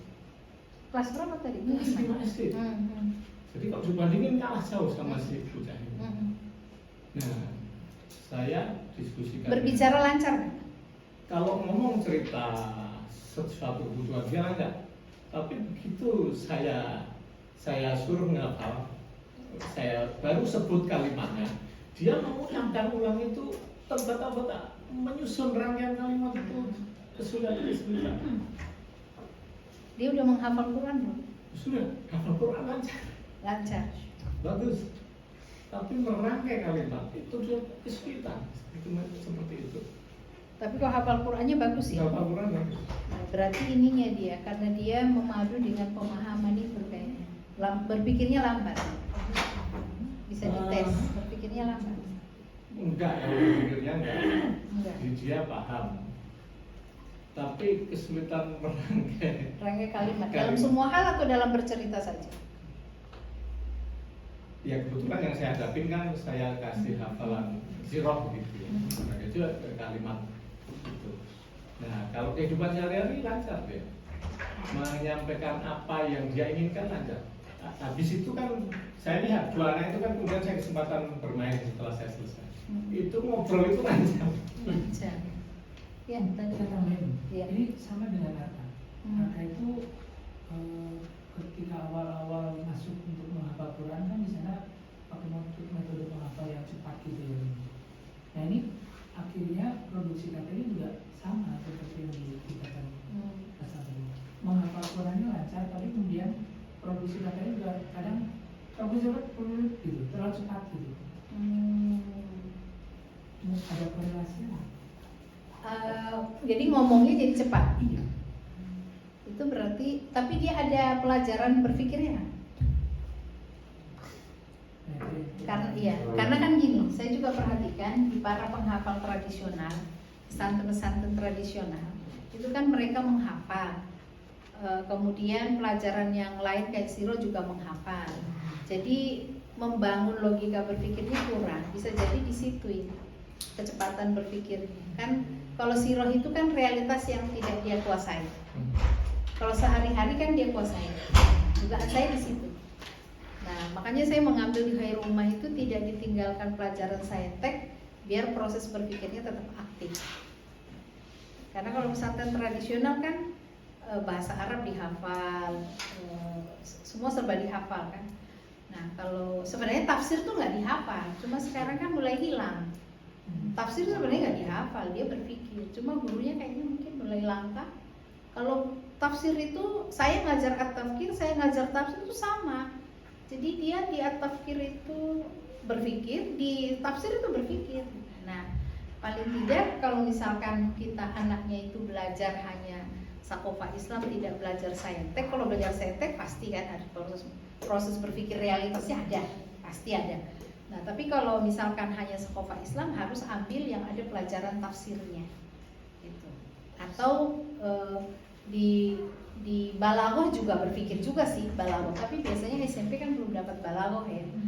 Nah, jadi harus ada pelajaran berpikirnya. Dugaan saya itu di berpikirnya tadi. Nah, maka harus di pelajaran mana yang harus kita buat berpikir itu sekaligus mengembangkan berpikir mengembangkan kalau saya buat di pelajaran bahasa itu sama tadi ya. Jadi dia pelajaran bahasanya bukan membaca pemikiran orang, tapi menuangkan pemikirannya dulu baru baca pemikiran orang. Nah, kalau bahasa Indonesia kita secara umum kan lebih banyak membaca pemikiran yang sudah disetting.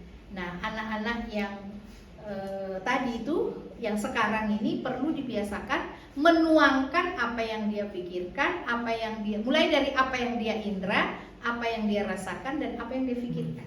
Tapi kalau di usia dini nanti bukan dalam bentuk narasi tertulis, narasi lisan bercerita, pengalaman dia jalan-jalan misalnya. Coba nanti dilatihnya seperti itu dulu. Kalau ini kan ada bahannya, yang siroh itu. Nah, dia dilatih bercerita tentang apa yang dia alami. Nanti di sini ada, ya nanti lanjut ini. Komunikasi dua arah. Ini setelah ini, next, Mbak Yuli. Identifikasi 5 indera. Ini nanti yang tadi bisa dilatih. Dia mengidentifikasi apa yang dia lewati. Suara kah? Bisa dicek anak kita tuh dominan menggunakan indera apa, bisa dicek dengan ini. Dia kalau misalnya kita berjalan dari sini kita keluar dari sini kemana, ke hypermart yang sana apa namanya Ion. Nah, dia suruh bercerita apa yang kita lewati. Nanti lihat apakah dominan inderanya itu melihat, atau dia juga bisa merekam suara apa yang dia dengar, atau dia merekam juga indera penciuman. Kalau meraba nggak mungkin ya. Nah, itu kita lihat di situ. Dia cermatnya di mana. Nah, melatih identifikasi dengan 5 indera ini nanti termasuk apa ya, kalau ini terlatih, dia kemudian bercerita, itu jadi bahan yang mau diomongkan itu jadi banyak. Bahan pemikiran yang mau diomongkan jadi banyak. Pada umumnya sekarang anak-anak ketika diberikan mainan handphone atau dibolehkan menjadikan handphone itu sebagai salah satu alternatif bermain, itu dominan mata, termasuk menonton TV, dominan mata. Nah, makanya tidak boleh disatukan anak yang sedang menghafal Al-Quran dengan banyak menonton. Karena anak yang menghafal Quran itu yang dominan, itu telinganya yang harus dominan, karena dia harus lafaz-lafaz itu kan, makharijul huruf, sifatul huruf, dengung dan sebagainya. Itu banyak di suara, walaupun dia membaca huruf, tapi yang dibaca itu harus bersuara. Maka kalau penghafal Quran itu disatukan dengan nonton, itu biasanya lambat. Nah, maka ketika menghafal Quran ini, telinganya harus sensitif pendengarannya. Nah, apalagi kalau tadi menghafal sejarah itu, kalau bisa sih ada storytellernya, maksudnya ada gaya-gayanya gitu ya, supaya dia ada kesan berdasarkan cerita itu. Jadi kalau misalkan sosoknya itu sosok yang baik, atau sosoknya sosok yang suaranya besar, maka diperbesar suaranya. Nah, sehingga dia cepat bisa nangkap isinya. Nah, 5 indera ini harus dilatih di usia dini. Termasuk tadi makanan kan, mengenal berbagai rasa, melihat berbagai warna, berbagai bentuk, mencium berbagai bau, meraba berbagai jenis permukaan, termasuk panas dingin itu kan dari kulit ya, perabahan. Mencium berbagai bau. Nah, mencium ini juga penting supaya dia sensitif. Ketika di kamar mandi ada bau pesing, oh berarti di sini ada najis. Kemudian muncul stimulan untuk bertanggung jawab membersihkan. Atau paling tidak kalau anak usia dini ngomong ke Umi, Umi, kok di kamar mandi bau pesing ya? Berarti ada ini ya. Nah, nanti ketika kita mengajarin di kamar mandi itu tidak boleh buang air kecil di lantai, harus di toilet, karena nanti kalau di lantai najisnya kemana-mana dan bau. Nah, gampang diajarin. Kalau dia sudah mengindra, kalau dia tidak peduli dengan penginderaan penciuman, susah diajarin untuk adab itu. Next 11. Simulan aktivitas berpikir. Di usia dini dimulai dengan apa? Sering bertanya. Nah, contohnya, ini apa ya? Ini punya siapa? Kalau kita nyuruh, misalkan di sini, tolong ambilkan pulpen Umi di atas meja. Itu kan berarti dia sudah definitif ya. Nah, kita berarti tolong ambilkan pulpen Umi. Ada di mana, Mi? Coba cari di sekitar tempat belajar Umi misalnya. Ya cari. Nah, itu sudah ketemu nih. Pulpen Umi ketemu di mana tadi? Jadi kita nanya, ketemu di mana? Banyak bertanya supaya terjadi pengulangan proses berpikir. Jadi walaupun anak usia dini ini kita masih banyak doktrin maklumat, tapi dari segi realitas kita harus banyak bertanya.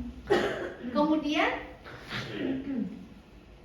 termasuk makan ya, kalau makan. Adik makan apa? Sayur sop. Sayur sop itu terdiri dari apa? Yang berwarna oranye itu namanya sayur apa? Yang dekat dengan dia, jangan yang usah yang jauh-jauh gitu ya. Nah, kalau kita bawa ke taman ya bertanya tentang taman, kalau kita ke laut ya bertanya tentang laut. Yang dekat dengan dia. Diindra dan dirasakan, belum yang difikirkan ya, baru yang diindra. Karena nanti kalau dipikirkan itu berat. Nah, yang diindra dan dirasakan terlatih nanti bisa untuk mensimulan berikutnya. Kemudian sering menggunakan kalimat terbuka, tetapi mengarahkan kesimpulan akhir. Kalau orang dewasa sudah bisa kesimpulan, kalau anak-anak usia dini belum bisa. Misalkan kalimat terbuka. Ini pagi-pagi kalau mau sekolah biasanya gimana? Ambil seragam, bunda-bunda gimana? Ambil seragam lalu Dek, ini pakaiannya gitu kan? Nah, kalau gitu lagi. Hari ini seragamnya pakai yang mana? Nah, terus seragam adik di lemari yang mana? Tolong ambilkan seragam adik. Ada di lemari mana yang kemarin nyimpan? Walaupun kita sudah tahu. Hari ini seragam warna apa? Tadi di sekolah bermain dengan siapa saja? Dengan Bu Guru belajar apa? Dengan Bu Guru bermain apa? Tadi teman-temannya di sekolah ada yang nangis nggak? Siapa? Nah, dia itu menstimulan, itu muncul semua memorinya kan? Nah, kalimat terbuka itu bisa nomor satu, tapi bisa dengan tidak selalu harus bertanya juga. Sering meminta tanggapannya terhadap sosok yang baik. Nah, seperti Abu Ubaidah tadi. Kita tontonkan sesuatu, kita ceritakan sesuatu. Menurut adik gimana? Ceritanya seru nggak? Orangnya hebat nggak? Saya cerita Rasulullah, gimana? Pengen ketemu Rasulullah nggak? Pengen jadi tamunya Rasulullah nggak? Itu cara kita mengevaluasi dia kira-kira nangkep nggak sih apa yang kita ceritakan? Jangan sampai kita udah cerita 10 paragraf ternyata dia.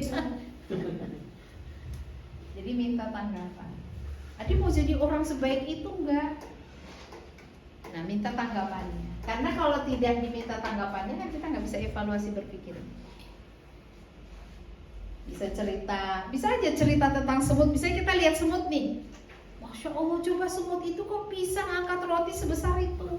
Nah, terserah dia berpikirnya bagaimana, kita lihat dari cara dia berkomunikasi. Kan banyak yang bisa kita contohkan. Misalnya ada kupu-kupu hinggap di bunga, kita minta tanggapannya. Coba itu lihat nih kupu-kupunya ada di bunga. Kenapa ya dia ada di bunga itu ya? Dia kan mikir itu. Iya, kenapa ya? Gitu. Dia paling nggak mikir, walaupun dia nggak tahu misalkan, oh dia ngapain ya? Misalnya dia nggak tahu. Oh, kupu-kupu itu ternyata makanannya sari bunga. Makanya dia sering hinggap di bunga karena dia mengambil makanan dari bunga. Singkat-singkat aja. Tapi udah stimulan. Ya, 12. Cepat aja ya, udah waktunya habis.